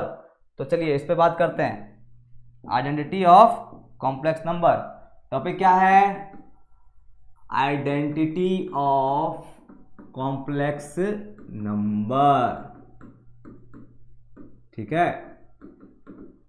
ओहो, चलिए आइडेंटिटी ऑफ कॉम्प्लेक्स नंबर। ठीक है, चलिए देखिएगा क्या है, कैसे है और इसमें क्या हम लोग सीखेंगे। तो देखिए क्या सीखने वाले हैं इसमें। हम लोग सीखने वाले हैं प्यारे बच्चों, कॉम्प्लेक्स नंबर जब दो वो रहेगा तो क्या होता है। देखो ध्यान से, आप लोग जानते हैं अगर दो कॉम्प्लेक्स नंबर सम के साथ में स्क्वायर में है, दो कॉम्प्लेक्स नंबर Z1 और Z2 है, मान लो Z1 और Z2। ठीक है, दो कॉम्प्लेक्स नंबर है Z1 प्लस Z2 और उस पर स्क्वायर है, तो याद करो a प्लस बी का होल स्क्वायर फॉर्मूला जानते हैं ना, वही अप्लाई करेंगे। a प्लस बी का whole square a square plus 2ab और प्लस बी स्क्वायर, यही हो गया आइडेंटिटी। दूसरा आइडेंटिटी क्या है प्यारे बच्चों? दूसरा देखो, ये तो पहला हुआ, दूसरा देखिए।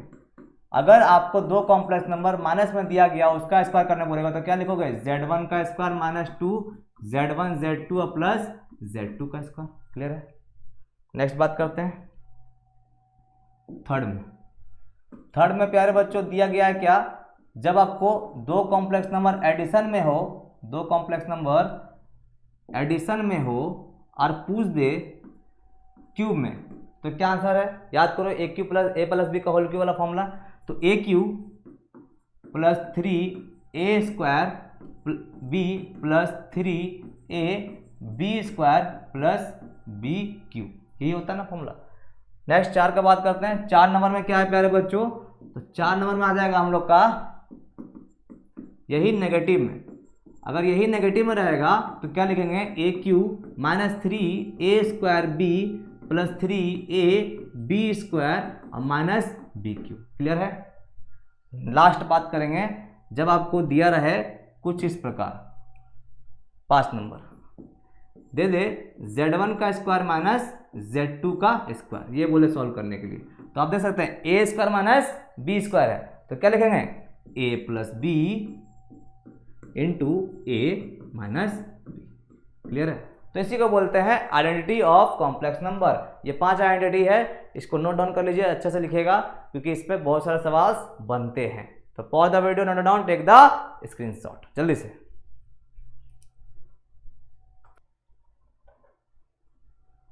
चलिए बच्चों, इस पे एक सवाल देखते हैं। ठीक है, इस आइडेंटिटी पे एक सवाल देखते हैं।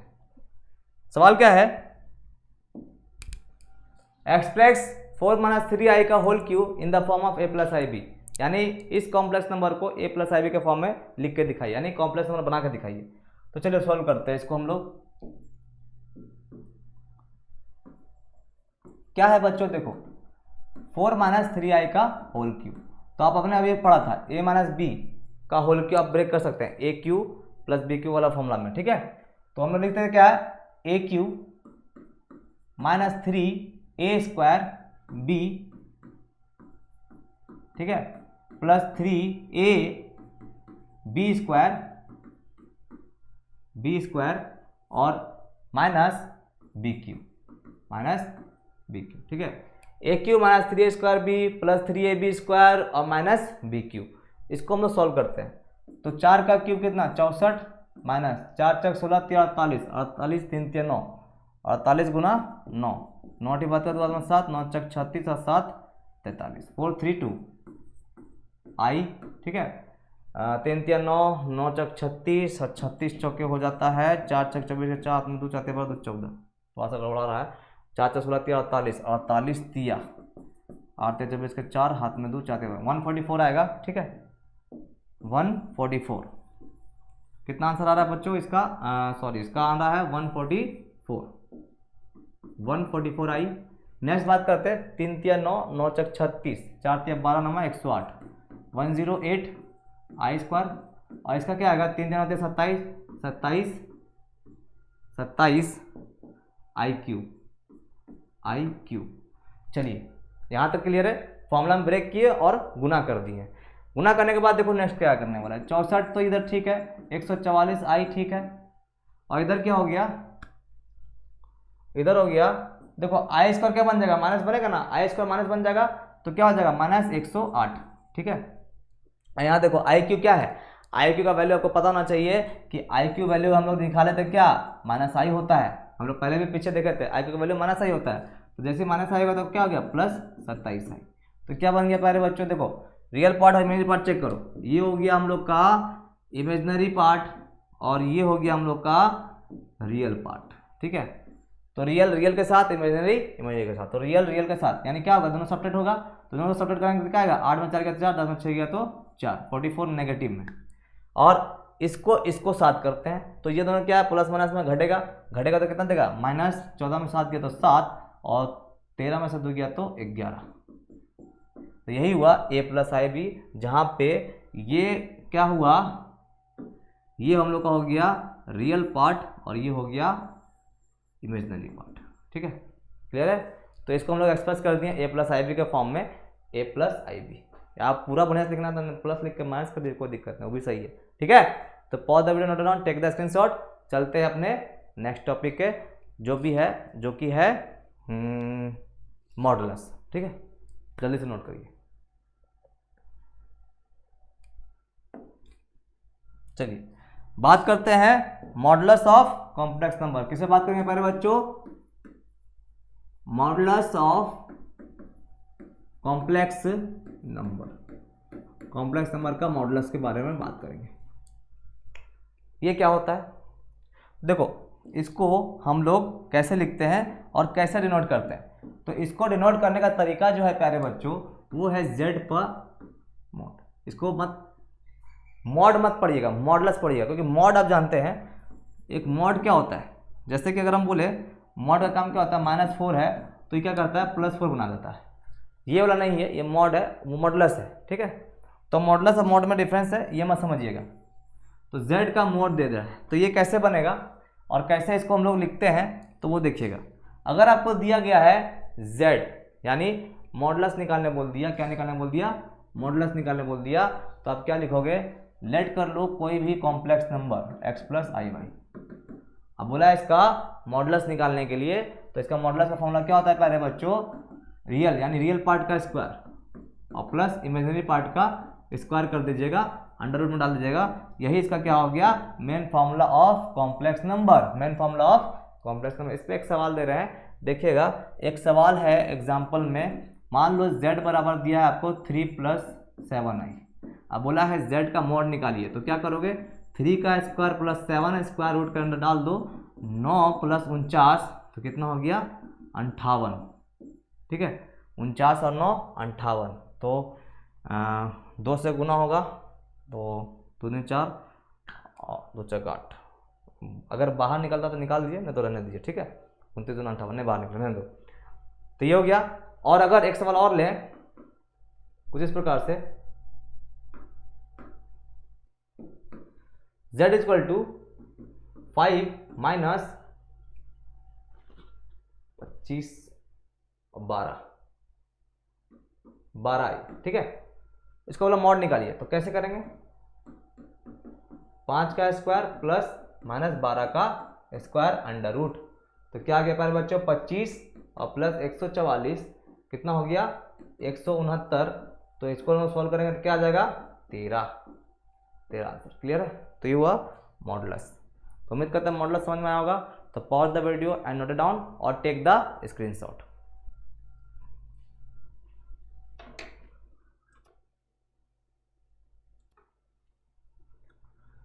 नोट कर लिए प्यारे बच्चों। उम्मीद करते हैं मॉडुलस तक समझ में आया होगा। अब बात करते हैं हम लोग नेक्स्ट टॉपिक पर, जो कि बात है आर्गेंट प्लेन। ठीक है, कॉम्प्लेक्स प्लेन भी बोल सकते हैं इसको। तो टॉपिक लिखेगा आप लोग। ठीक है, टॉपिक क्या है प्यारे बच्चों urgent plane.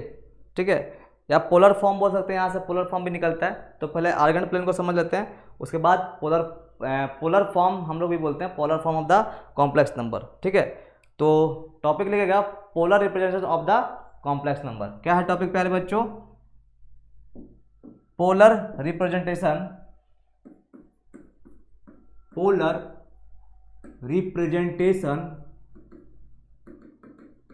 Of complex number. ठीक है, polar representation of the complex number. ये क्या है, कैसे है, क्यों है, समझिए। तो ये पोलर का मतलब क्या हुआ, तो देखिएगा ध्यान से। अगर हम बात करें कोऑर्डिनेट एक्सिस का, ठीक है, कोऑर्डिनेट एक्सिस का बात करें तो आप जान रहे हैं एक्स एक्सिस और वाई एक्सिस है। तो अगर हम लोग ये बात करें कि यहाँ पे प्यारे बच्चों ये एक्स एक्सिस है, ये एक्स डैश है, ये वाई है और ये वाई डैश है। क्लियर है। तो अगर हम यहाँ पे एक पॉइंट ले, इस पॉइंट को नाम दे दें पी एक्स कोमा वाई। ठीक है, तो इस पॉइंट पे पहुंचने का रास्ता क्या है प्यारे बच्चों, देखो इस पॉइंट पे पहुंचने का रास्ता है आपके पास इस तरीके से। आप यहाँ से ऐसे आइएगा, यानी यहाँ तक आए, यहाँ तक आने के बाद फिर आप ऐसे चले गए। ठीक है, ऐसे करके हम लोग इस पॉइंट पे पहुंच जाएंगे। यानी इस रास्ते में एक्स एक्सिस तक चले यहाँ से यहाँ, और इस रास्ते में वाई एक्सिस तक पहुंचे, तो हम लोग वहाँ पे पहुँच गए उस पॉइंट पे। यानी हम लोग उस पॉइंट पहुँचने का ये रास्ता चूज किए।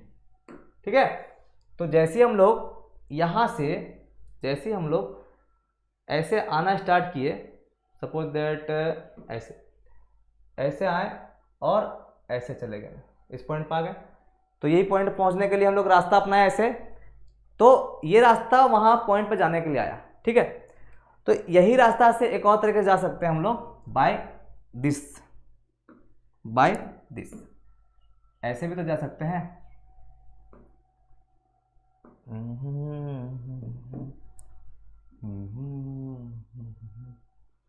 समझ में आया। इस पॉइंट पे हम लोग ऐसे भी जा सकते हैं, यानी ऐसे जाना ही नहीं है, ऐसे भी जा सकते हैं। क्लियर है। तो ऐसे जाने के लिए आपको दो चीज़ें चाहिए, यानी इसका लेंथ चाहिए और इसका एक एंगल चाहिए। तो देखो कैसे काम होगा। अगर हम बात करें इसका, तो ये क्या है, एक्स एक्सिस पर है, इतना एक्स डिस्टेंस है और इतना वाई डिस्टेंस है। ठीक है, तो ये क्या होगा, ये तुम बोलोगे सर ये होगा under root x square, Pythagoras theorem से क्या होगा, under root x square plus y square. ठीक है, यही बोलेगा तुम लोग। तो यही क्या था, यही आर होता है। इसको हम लोग अपना एक नया नाम देंगे आर। ठीक है, आर क्या है, आर एक रेडियस जैसा काम करेगा इस पॉइंट पे पहुंचने का। ऐसे करके हम लोग कोई भी पॉइंट पे पहुंच सकते हैं, रेडियस यानी एक रेडियस के जैसा इमेजिन करके। तो इस पॉइंट पे पहुंचने का रास्ता क्या है प्यारे बच्चों, ऐसे गया ऐसे गया। एक रास्ता और है ऐसे, लेकिन ऐसे तो है, ये तो हाथ निकाले, ये तो हम लोग लेंथ निकाले, लेकिन कितना डिग्री में पहुंचे ये कौन बताएगा, ये बताएगा ये वाला। देखो यहां से ऐसे जा रहे हैं तो एक एंगल मिल रहा है, वही एंगल क्या बताएगा, कितने एंगल में हमको इस लेंथ को घुमाना है कि हम वो लाइन में पहुंच जाए। जैसे कि मान लो कि इसका लेंथ इतना है, ये अभी यहाँ पे खड़ा है, हम बोले कि 30 डिग्री में घुमाइए इसको, तो आप पहुंच जाएगा उस पॉइंट पे। तो जैसे 30 डिग्री में घुमाया ऐसे करके, तो उस पॉइंट में पहुंच गए। इसका मतलब ये हुआ कि इस पॉइंट पे पहुंचने का दो रास्ता है, एक तो ऐसे जा करके और एक बाय द एंगल और आर का मदद से। आया समझ में। तो जब उस पॉइंट पे पहुंचने का रास्ता z बराबर क्या होता है, x प्लस आई वाई होता है। ठीक है, ये कॉम्प्लेक्स नंबर होता है। तो x प्लस आई वाई क्या है, तो x और वाई क्या है, यही चीज अगर कोऑर्डिनेट में बात करें तो एक्स क्या हो जाता है प्यारे बच्चों, एक्स हो जाता है एक्स एक्सिस और वाई हो जाता है जेड एक्स, एक्स हो जाता है एक्स एक्सिस, वाई हो जाता है वाई एक्सिस, यानी रियल पार्ट बन जाता है, कॉम्प्लेक्स नंबर का रियल पार्ट हो जाएगा एक्स एक्सिस और कॉम्प्लेक्स नंबर का इमेजिनरी पार्ट हो जाएगा वाई एक्सिस। तो यहाँ से बोल सकते हैं कि यहाँ से अगर कोऑर्डिनेट लिखना चाहेंगे तो क्या लिखेंगे, एक्स कॉमा वाई। ठीक है, तो ये तरीका था उस पॉइंट पे ऐसे जाने का। और अगर हमको एंगल के थ्रू जाना है और इस आर के थ्रू जाना है तो उस वक्त क्या हो जाएगा, एक्स और यानी आर और थीटा का मदद हो जाएगा, यानी हम लोग वहां पे कैसे जाएंगे, आर और थीटा का मदद से जाएंगे। एक तो एक्स वाई की मदद से वहां पहुंचे और आर और थीटा की मदद से पहुंचेंगे। तो उस वक्त क्या होता है प्यारे बच्चों, तो देखना उस वक्त क्या होता है, उस वक्त ये हो जाता है कि एक्स का जो वैल्यू है यानी ये वाला, ये एक्सिस को क्या मान लेते हैं हम लोग, आर कॉस थीटा, और ये इस तरह को क्या मान लेते हैं, आर साइन थीटा। ये क्यों हो रहा है, ये पोलर फॉर्म में माना जाता है। ठीक है, पोलर फॉर्म जब भी आएगा यानी पोलर रिप्रेजेंटेशन जब भी आएगा तो x को आप r cos थीटा बोलना और y को आप r sin थीटा बोलना। अभी थीटा क्यों आ रहा है, क्योंकि यहाँ पे एंगल बन रहा है। r क्यों आ रहा है, क्योंकि r क्या है, r से और थीटा से ही काम हो रहा है, इसलिए x एक्सिस का r cos थीटा और y एक्सिस का r sin थीटा बोला जाता है। ठीक है, तो इस वक्त x एक्सिस क्या बन गया, r cos थीटा और y एक्सिस क्या बन गया, r sin थीटा। तो अब पोलर फॉर्म में प्यारे बच्चों, पोलर फॉर्म में हम लोग क्या देखें, तो पोलर फॉर्म में देखें हैं प्यारे बच्चों, पोलर फॉर्म में कि x क्या बन जाता है, r cos थीटा और y क्या बन जाता है, r sin थीटा। यानी अब कोऑर्डिनेट ये हो गया पोलर फॉर्म के लिए, और ये है कार्टेशियन फॉर्म के लिए। यानी आपको z बराबर एक्स प्लस आई वाई दिया है तो आप x और y, x हो गया x एक्सिस, y हो गया y एक्सिस का कोऑर्डिनेट, तो वहां से हम लोग कोऑर्डिनेट नोट कर सकते हैं। ये हो गया z बराबर एक्स प्लस वाई जब कार्टेशियन में होगा। लेकिन जब बोलेगा तुमको पोलर फॉर्म में बताइए यानी एंगल और थीटा के थ्रू बताइए, तो उस वक्त हम लोग x एक्सिस क्या मान लेंगे, r cos थीटा, और y एक्सिस क्या बोल देंगे, r sin थीटा। तो उस वक्त z का जो इक्वेशन तैयार होगा वो क्या तैयार होगा, z का इक्वेशन जो तैयार होगा वो तैयार होगा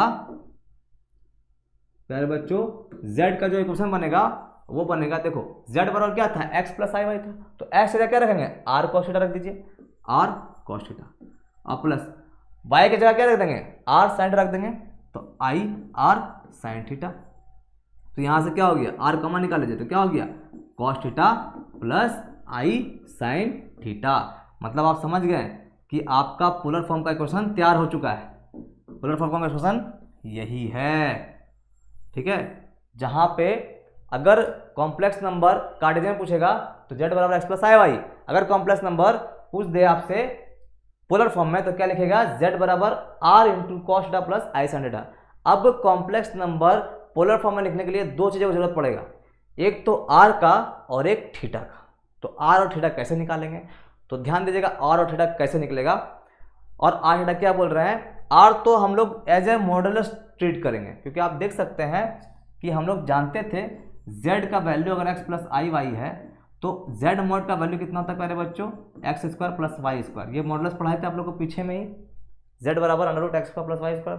तो जब z का मॉड इतना वैल्यू है तो r भी तो उतना ही वैल्यू है, तो हम लोग बोल सकते हैं r बोलो या फिर z मॉड बोलो या फिर under root x square plus y square बोलो, ये तीनों बात एक ही है, ये तीनों बात एक ही है।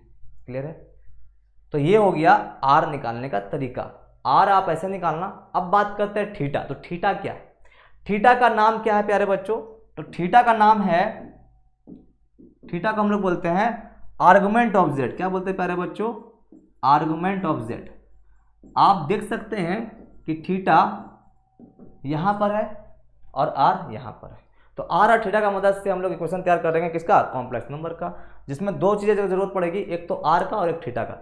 आर निकालना सिखाया आपको कैसे, आर बराबर under root x square plus y square.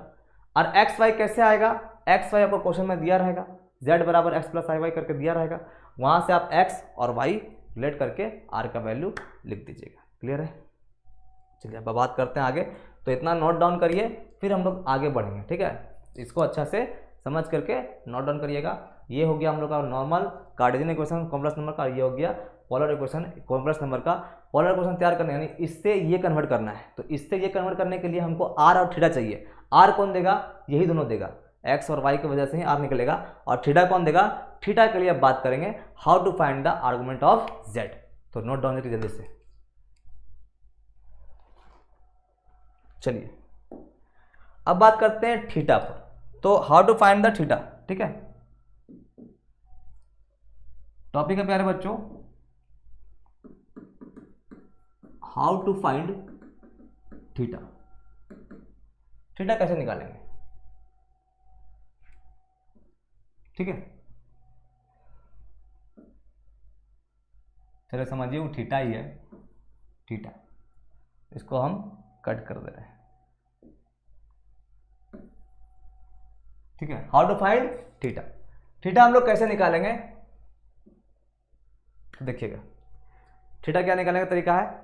तो हम लोग थीटा कैसे निकालेंगे देखना ध्यान से। पहले इसको निकालने से पहले हम थोड़ा सा बात करना चाहते हैं क्वाड्रेंट पे। देखो आप जानते हैं फर्स्ट क्वाड्रेंट में दोनों पॉजिटिव होता है एक्स वाई, सेकंड क्वाड्रेंट में एक पॉजिटिव और एक नेगेटिव होता है ना, तो एक पॉजिटिव और एक नेगेटिव। और थर्ड क्वाड्रेंट में क्या होता है, दोनों नेगेटिव होता है। और फोर्थ क्वाड्रेंट में क्या होता है, एक पॉजिटिव और एक नेगेटिव होता है, एक पॉजिटिव और एक नेगेटिव, ठीक क्लियर है। तो आप पकड़ोगे कैसे कि कौन कहाँ पर है, तो देखना अगर आपको z बराबर x प्लस आई वाई दिया हुआ है तो यहाँ पे क्या है, x भी पॉजिटिव है और y भी पॉजिटिव है। इसका मतलब क्या हो गया, फर्स्ट क्वाड्रेंट में चला गया।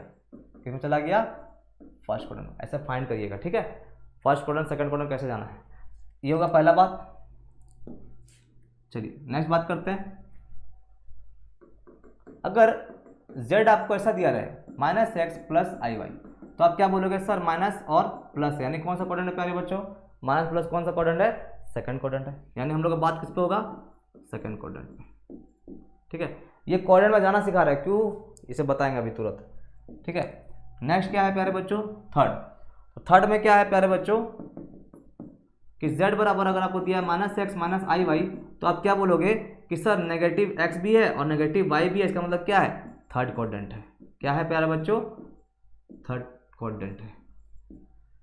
नेक्स्ट बात करते हैं लास्ट फोर्थ नंबर में, जो क्या है फोर्थ नंबर में प्यारे बच्चों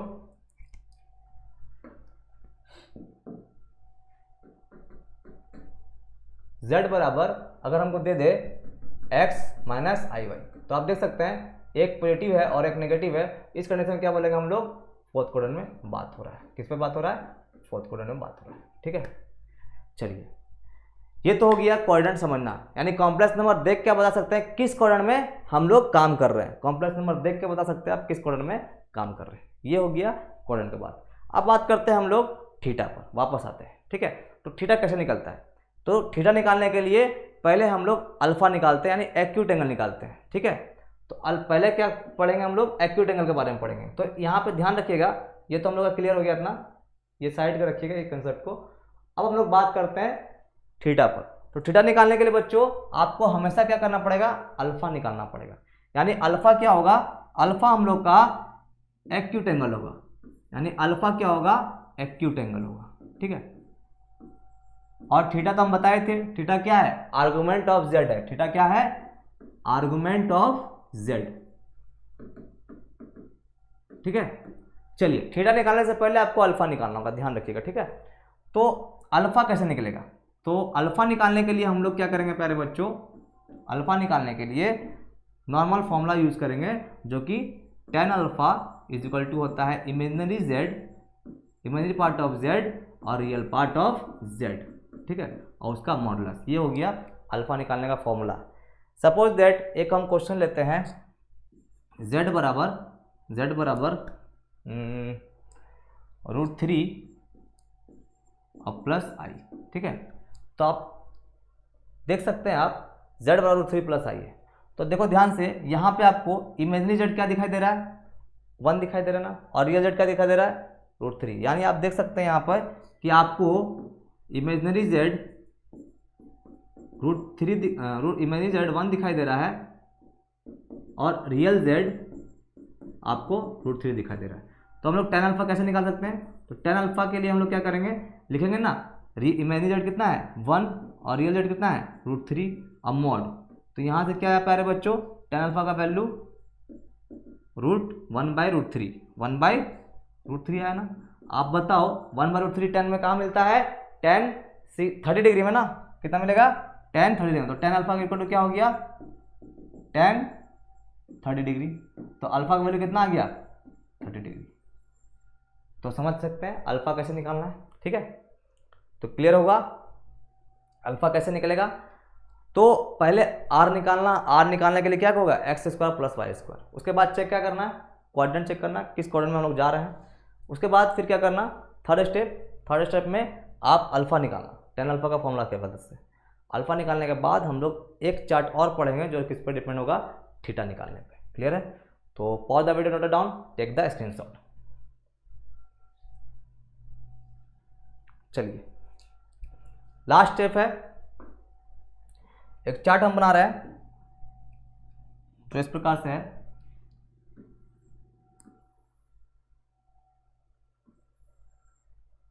ठीक है,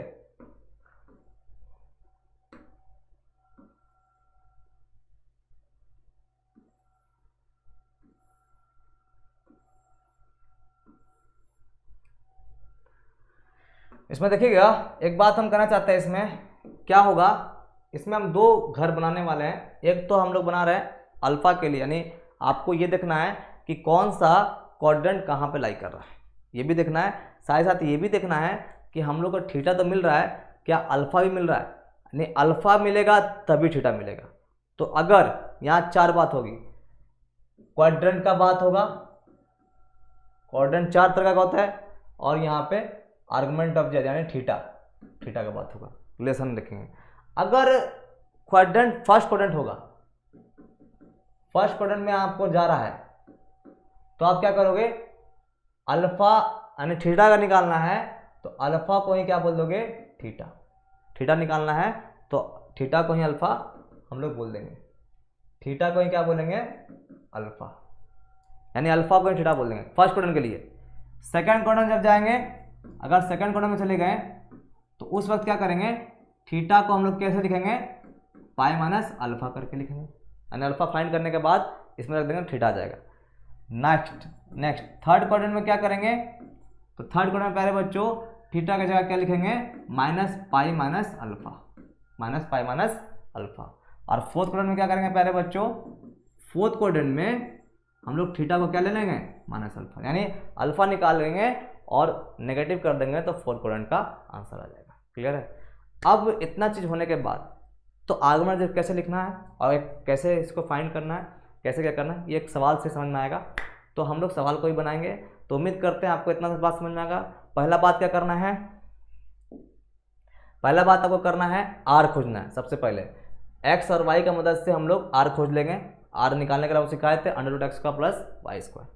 आर जब मिल जाएगा तो आर मिलने के बाद, ठीक है, आर जब मिल जाएगा तो आर मिलने के बाद हम लोग क्वाड्रेंट चेक करेंगे। क्वाड्रेंट कैसे चेक करेंगे, एक्स और वाई देख करके। अगर एक्स वाई पॉजिटिव है तो क्वाड्रेंट फर्स्ट होगा, एक्स वाई नेगेटिव है तो क्वाड्रेंट सेकंड होगा, एक्स अगर दोनों नेगेटिव है तो क्वाड्रेंट थर्ड होगा, और दोनों प्लस माइनस में तो क्वाड्रेंट फोर्थ होगा। सेकंड स्टेप समझ में आ गया। थर्ड स्टेप क्या करना है, आपको अल्फा खोजना है। अल्फा कैसे खोजोगे, इमेजिनरी पार्ट और रियल पार्ट को डिवाइड करके मॉड में, यहाँ से आपको अल्फा मिल जाएगा। लास्ट स्टेप फिर आपको थीटा खोजना है। थीटा क्या है, थीटा हम लोग के पास में कैसे निकलेगा, क्वाड्रेंट के हिसाब से निकलेगा। अगर क्वाड्रेंट फर्स्ट में होगा तो अल्फा ही थीटा होगा, क्वाड्रेंट सेकंड में होगा तो पाई माइनस अल्फा थीटा होगा, क्वाड्रेंट थर्ड होगा तो minus pi minus alpha theta होगा, और अगर क्वाड्रेंट फोर्थ होगा तो माइनस अल्फा आपका थीटा होगा। क्लियर है यहाँ तक। चलिए, और लास्ट में अगर आपको थीटा और आर मिल जाए, थीटा आर मिल जाए तो आप क्या करना, इस सारे वैल्यू को किस इक्वेशन में रखोगे, इस सारे वैल्यू को आप इस इक्वेशन में रखोगे। थीटा मिल जाएगा, आर मिल जाएगा, इसी में रख दीजिएगा, आपका पोलर फॉर्म कंप्लीट। तो एक सवाल बनाएंगे तो आप लोग धीरे धीरे इसको पॉज करके नोट करिए। बहुत अच्छा कंसेप्ट दिए हैं पोलर पर डिपेंडेंस का। तो हम लोग इसको स्टार्ट करेंगे। पहला स्टेप लीजिए, ये सेकंड लीजिए जल्दी से, और ये थर्ड का चार्ट कर लीजिए, जल्दी से लीजिए, इसको हम लोग आगे करेंगे।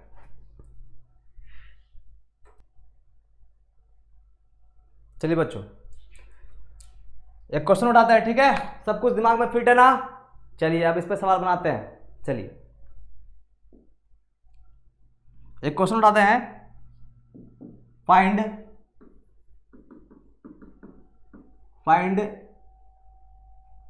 Polar form polar form of z is equal to 1 plus i root 3, 1 plus i root 3। अरे यार, ठीक है, सवाल बनाते हैं। तो पहला प्रोसेस क्या है बच्चों? पहला प्रोसेस है आपको r ज्ञात करना है, मॉडुलस ज्ञात करना है। तो उसके लिए पहले समझो, चलिए देखिएगा, उसके लिए हम लोग क्या करेंगे, उसके लिए हम लोग चेक करेंगे। यहाँ पे देखो r कैसे मिलता है, r मिलता है x का स्क्वायर और y का स्क्वायर करने पे। यहाँ x का जगह पे क्या दिखा दे रहा है 1, और y की जगह पे क्या दिखा दे रहा है रूट 3। तो 1 का स्क्वायर प्लस रूट 3 का स्क्वायर कर देंगे तो क्या आ रहा है 1 प्लस 3, तो आ गया रूट 4, तो आ गया 2। यानी हम लोग को r कितना मिल गया, 2 मिल गया। r बोलो या z मोड बोलो, z मॉडुलस, ठीक है, दोनों एक ही बात हो गया। r मिल गया, आगे बात करते हैं। नेक्स्ट बात करेंगे तो प्यारे बच्चों r तो मिल गया। अब चेक करो कि हम लोग को तो r मिल चुका है, अब चेक करते हैं अल्फा फाइंड करते हैं, ठीक है।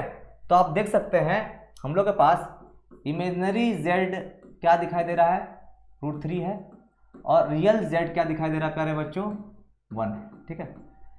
तो फॉर्मूला क्या था अल्फा का, तो हम लोग जानते थे टेन अल्फा का फॉर्मूला क्या चल रहा था, इमेजनरी z बटा रियल z, ठीक है, और उसमें मॉड में। तो टेन अल्फा कितना आ गया प्यारे बच्चों, इमेजनरी z कितना है मेरे पास, इमेजनरी z है हमारे पास रूट 3 और बटा 1, अब मॉड में है तो हम लोग का टेन अल्फा कितना है प्यारे बच्चों, टेन अल्फा आ गया रूट 3, तो टेन अल्फा कितना मिल गया, 10 60 डिग्री। और यहाँ से हम लोग क्या बोलेंगे, अल्फा का वैल्यू कितना आ गया प्यारे बच्चों, 60 डिग्री। क्लियर है, आर आ गया, अल्फा आ गया, लेकिन हमारे पास में थीटा नहीं आया। थीटा के लिए क्या करेंगे, अब हम लोग चेक करेंगे कि मेरा कौन सा क्वाड्रेंट में जा रहा है कॉम्प्लेक्स नंबर। तो पहले ये चेक करिए, चलिए कौन सा घर में जा रहा है। तो देखो ध्यान से, आपका रियल z क्या है, रियल z जो है वो क्या है प्यारे बच्चों, रियल z हम लोग का पॉजिटिव है ना, यानी क्या है, ग्रेटर देन 0 है। और इमेजिनरी z क्या है प्यारे बच्चों, वो भी क्या है, ग्रेटर देन 0 है। इसका मतलब क्या हुआ, x भी ग्रेटर देन 0 है और y भी ग्रेटर देन 0 है, देयरफॉर दोनों प्लस है। इसका मतलब क्या हुआ, कौन सा क्वाड्रेंट में जा रहा है, तो जो भी हम लोग का जो कॉम्प्लेक्स नंबर है z कहाँ लाई कर रहा है, z lie in first quadrant. Clear है प्यारे बच्चों, फर्स्ट क्वाड्रेंट। और अभी हम चार्ट बताए थे तुम लोग को, चार्ट में क्या बताए थे, जब भी फर्स्ट क्वाड्रेंट में लाई करेगा कॉम्प्लेक्स नंबर तो उस वक्त अल्फा क्या हो जाएगा, थीटा हो जाएगा। तो आप देख सकते हैं हम लोग का z लाई कहां कर गया, फर्स्ट क्वाड्रेंट में। तो हम लोग बोल सकते हैं आर्गुमेंट ऑफ z ही क्या बन जाएगा, आर्गुमेंट ऑफ z क्या हो जाएगा, आर्गुमेंट ऑफ z, जिसको हम लोग क्या बोलते हैं, थीटा बोलते हैं, वो क्या हो जाएगा, अल्फा ही हो जाएगा। यानी हम लोग का पास में आर्गुमेंट ऑफ z कितना मिल गया प्यारे बच्चों, यानी थीटा का वैल्यू कितना मिल गया, 60 डिग्री। समझ में आया। और r कितना है प्यारे बच्चों, r हम लोग 2 निकाल कर बैठ चुके हैं, ठीक है। तो यहाँ से हम लोग लिखते हैं इसको 60 डिग्री को लिखते हैं, यानी पोलर फॉर्म। अब पोलर फॉर्म क्या है प्यारे बच्चों, तो पोलर फॉर्म हमको रिप्रेजेंट करना है, फॉर्मूला क्या होता है, z बराबर r cos theta plus i sine theta, यही ना होता है प्यारे बच्चों। तो r का वैल्यू कितना है प्यारे बच्चों, 2 cos 60 डिग्री, 60 डिग्री को हम लोग पाई बाय 3 लिख सकते हैं, पाई बाय 3 भी लिख सकते हैं, pi by 3 plus i sine pi by 3।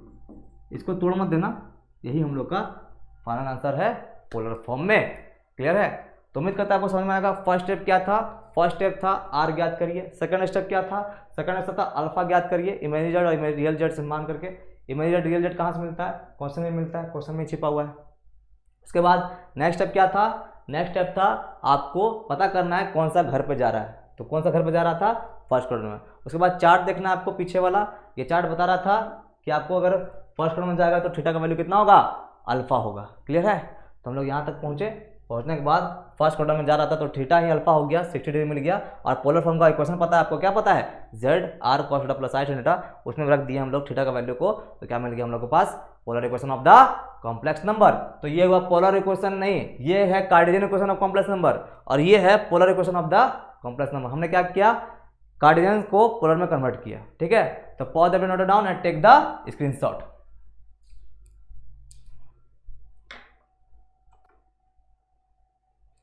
चलिए बच्चों, सवाल समझ में आया? एक सवाल और बनाएंगे, क्लियर हो जाएगा जल्दी से, ठीक है, फास्ट बनाएंगे, आप लोग को समझ जाइएगा तुरंत।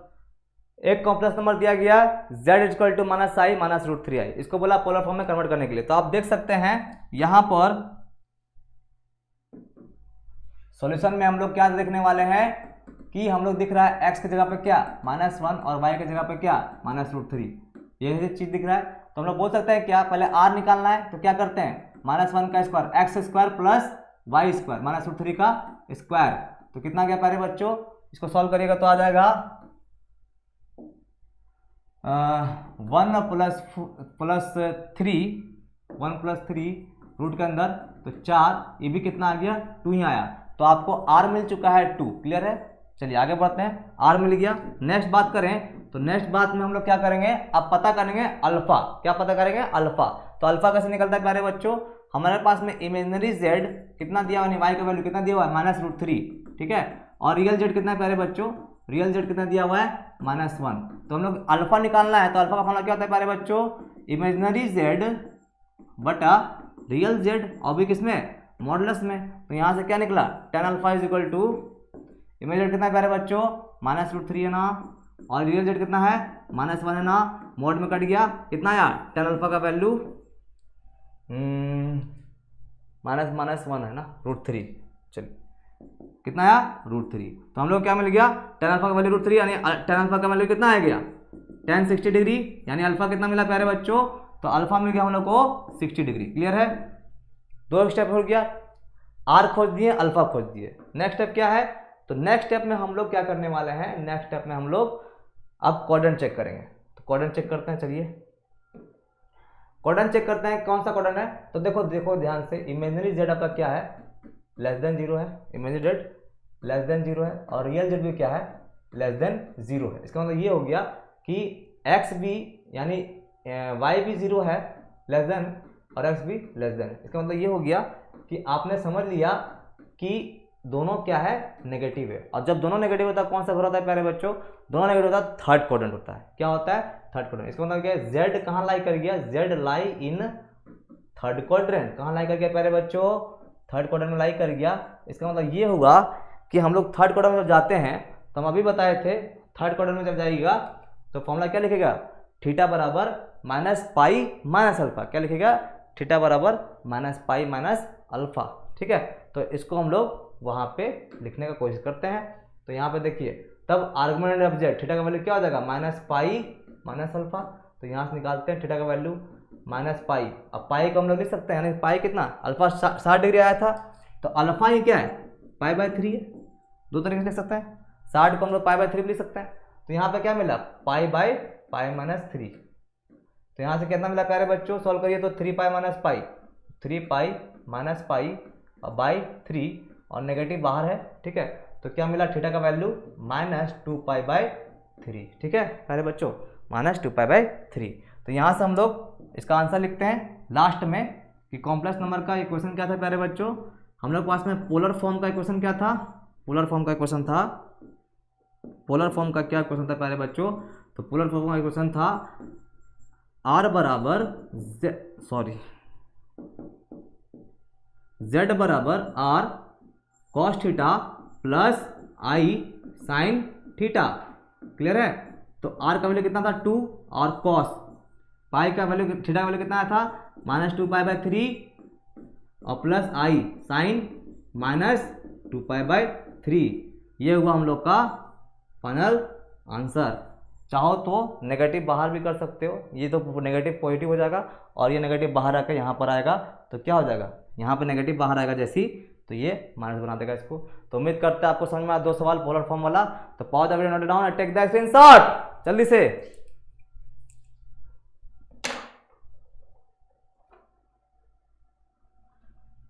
चलिए प्यारे बच्चों, नोट कर लिए ना, हम लोग चलते हैं अपने नेक्स्ट टॉपिक पे।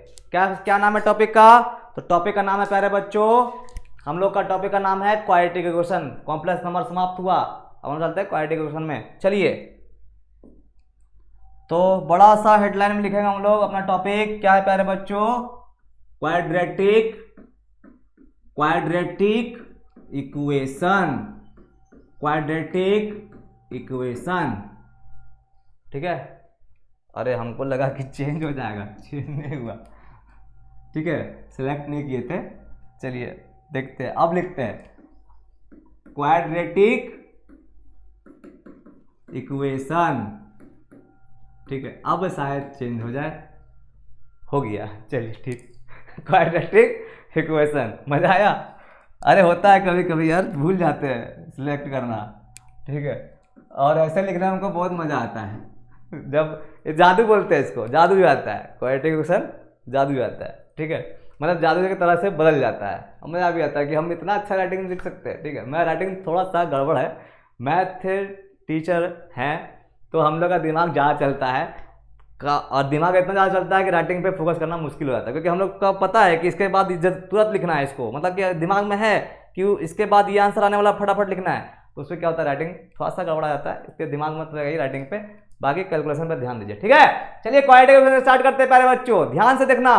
आपके पास में कोई क्वाड्रेटिक इक्वेशन अगर रहता है, कोई क्वाड्रेटिक इक्वेशन है एक x square plus b x plus c, वही वाला जो हम स्टार्टिंग में बताए थे, और आपको बोले कि इसका रूट्स निकालिए, तो आप अगर डिपेंड कैसे करते हैं, minus b plus minus b square minus 4ac पर डिपेंड करते हैं बाय 2a। तो अगर बी स्क्वायर माइनस 4ac आपका अगर ग्रेटर देन 0 आ जाए तो आप क्या बोलते थे कि root two equal to distinct real roots are possible, real roots possible, ठीक है, ये बोलते थे, दो को रियल डिस्टिंक्ट रूट मिलता है। और अगर बी स्क्वायर माइनस 4ac बराबर 0 आ जाता था तो क्या बोलते थे, 2 इक्वल रूट्स मिलता था, ठीक है। और अगर b square minus 4ac less than 0 आ जाए, लेस देन 0 आ जाए तो हम लोग क्या बोलते थे प्यारे बच्चों कि imaginary roots are possible, imaginary roots are possible, ठीक है, यही बात बोलते थे, क्लियर है। तो ऐसे ही कुछ निकलता था। तो हम लोग बात करते हैं इस पे, अगर हम लोग का नेगेटिव निकल जाए, जैसे कि अगर बात करें नेगेटिव वाला, इस पे बात करेंगे, किस पे बात करेंगे, हम खाली इस पे बात करेंगे, क्योंकि हम लोग का इमेजिनरी का जन्म इसी से हुआ था, ठीक है, इमेजिनरी नंबर का जन्म।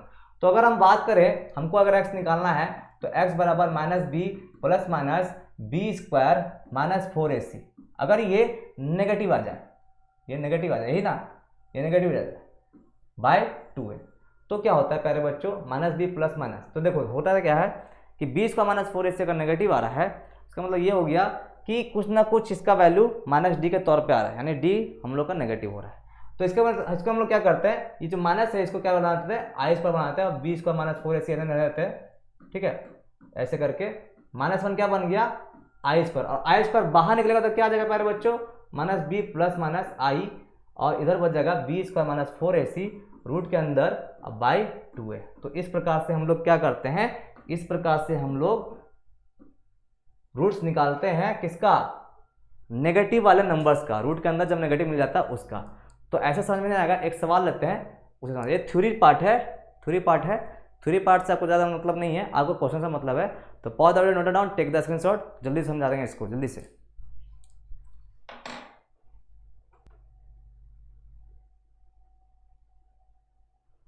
नोट कर लिए, चलिए एक सवाल उठाते हैं। सवाल है प्यारे बच्चों, एक्स स्क्वायर प्लस एक्स और plus 1, x square plus x plus 1 बराबर 0, और कुछ नहीं लिखा हुआ है, खाली लिखा हुआ है क्या, सॉल्व, ठीक है, खाली लिखा हुआ है solve, x square plus x plus 1 equal to 0, solve लिखा हुआ है। तो पहले क्या करना है, इसको आपको पहले फाइंड करने से पहले आपको सोचना है ABC क्या है। तो यहाँ देखिए क्वाड्रेटिक इक्वेशन में आप देख सकते हैं कि A की जगह 1 दिखाई दे रहा है, B की जगह 1 दिखाई दे रहा है, और C की जगह 1 दिखाई दे रहा है, 1 1 1, ठीक है। चलिए आगे बढ़ते हैं। तो हम लोग जानते हैं क्या, हम लोग इक्वेशन जानते हैं फॉर्मूला का, x निकालने का तरीका, x बराबर क्या होता है पैरो, b plus minus b square minus 4ac root के अंदर बाई 2a, यही होता है फॉर्मूला ना। तो यहाँ पे माइनस बी का वजह क्या है, 1 है, चलो ठीक है, प्लस माइनस बी की जगह पे क्या है, 1 है, चलो ठीक है, -4 इंटू 1, क्लियर है, सब की जगह 1 है तो हम लोग 1 बिठा दिए। तो यहाँ क्या मिला प्यारे बच्चों, -1 प्लस माइनस, देखो ध्यान से क्या होने वाला है, 1 हो गया, इधर -4 हो गया बटा 2, तो क्या मिला, -1 प्लस माइनस ये क्या मिल गया -3 रूट के अंदर अब बाई 2। ध्यान दो ये नंबर इमेजिनरी नंबर है। इसको कैसे सॉल्व करेंगे, तो इसको सॉल्व करने के लिए ऐसे कर सकते हैं हम लोग, इसको सॉल्व करने के लिए हम लोग यहाँ से ऐसे कर सकते हैं -1 प्लस -1 इंटू 3, यानी इसको हम लोग ऐसे लिख सकते हैं बाय 2। -1 प्लस -1 को क्या लिख सकते हैं प्यारे बच्चों, आई स्क्वायर लिख सकते हैं ना, आई स्क्वायर इंटू 3, ठीक है, बाय 2। तो यहाँ से क्या आया -1 प्लस आई स्क्वायर रूट से बाहर निकलेगा तो क्या बन के बाहर निकलेगा i√3 बाय 2। अब हम लोग इसको रियल और इमेज पार्ट को अलग करते हैं। तो रियल पार्ट क्या है प्यारे बच्चों, ये हो गया रियल पार्ट और ये हो गया इमेजिनरी पार्ट। तो इसका 2 आंसर आया। पहला आंसर देखो कैसे आया, x का पहला आंसर आ रहा है -1/2 और प्लस i√3/2, और दूसरा आंसर आ रहा है -1/2 और -i√3/2।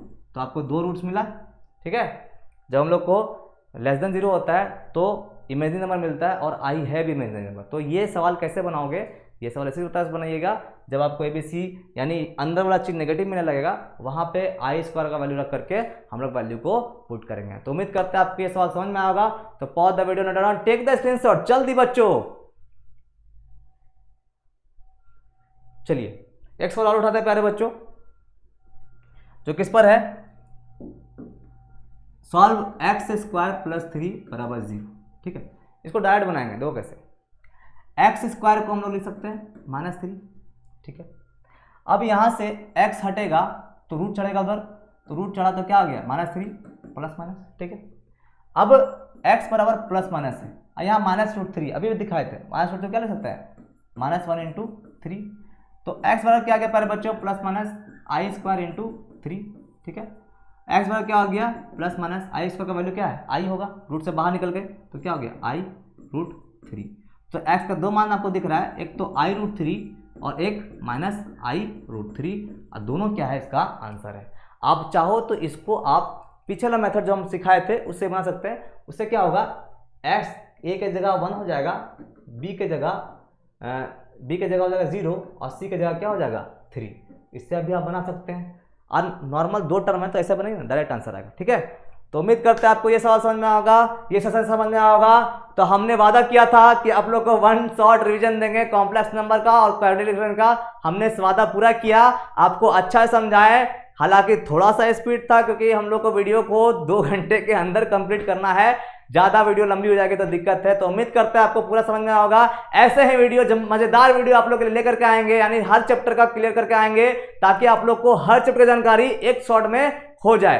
तो जब हम लोग एक वीडियो बनाने वाले हैं जो किस पे बेस्ड रहेगा, कॉम्प्लेक्स नंबर क्वाड्रेटिक का सारा क्वेश्चंस पे, यानी एमसीक्यू, इंपॉर्टेंट एमसीक्यू पे डिपेंड होगा बच्चों, इसलिए अलर्ट रहिएगा और पूरा चैनल को सब्सक्राइब करके रखिएगा, इसके सारे वीडियो को देखिएगा ताकि आप लोग का एग्जाम का प्रिपरेशन जबरदस्त हो। इसलिए ध्यान रखिए बच्चों कि हम लोग जब मिलेंगे नेक्स्ट पार्ट में तो नेक्स्ट वीडियो लेकर के आएंगे, तो इस पर ही यानी इसी कॉन्सेप्ट पे हम लोग सारे क्वेश्चंस को सॉल्व करेंगे, एमसीक्यू जबरदस्त बनाएंगे। तो उम्मीद करते हैं आप लोग अच्छे से इस नेक्स्ट वीडियो का वेट करोगे और हमारे जितने भी टीचर्स हैं उनके वीडियो को लाइक करोगे, सब्सक्राइब करोगे, साथ ही साथ इस चैनल को भी आगे बढ़ाओगे। अगर आपको थोड़ा सा भी हम अच्छा से समझा सके, अच्छा से दे सके आपको कॉम्प्लेक्स नंबर के बारे में जानकारी, तो उम्मीद करते हैं आप इस वीडियो को जरूर शेयर करिएगा अपने दोस्तों के साथ और अपने फ्रेंड्स के साथ, और साथ ही साथ इसको लाइक सब्सक्राइब जरूर करिएगा और हम लोग को ऐसे कमेंट भी करिए ताकि हम लोग उसे मोटिवेट होकर के अच्छे वीडियो बना सके। तो उम्मीद करते हैं आप लोग से मिलेंगे नेक्स्ट क्लास में, यानी नेक्स्ट वीडियो में। तब तक के लिए bye bye and take care students.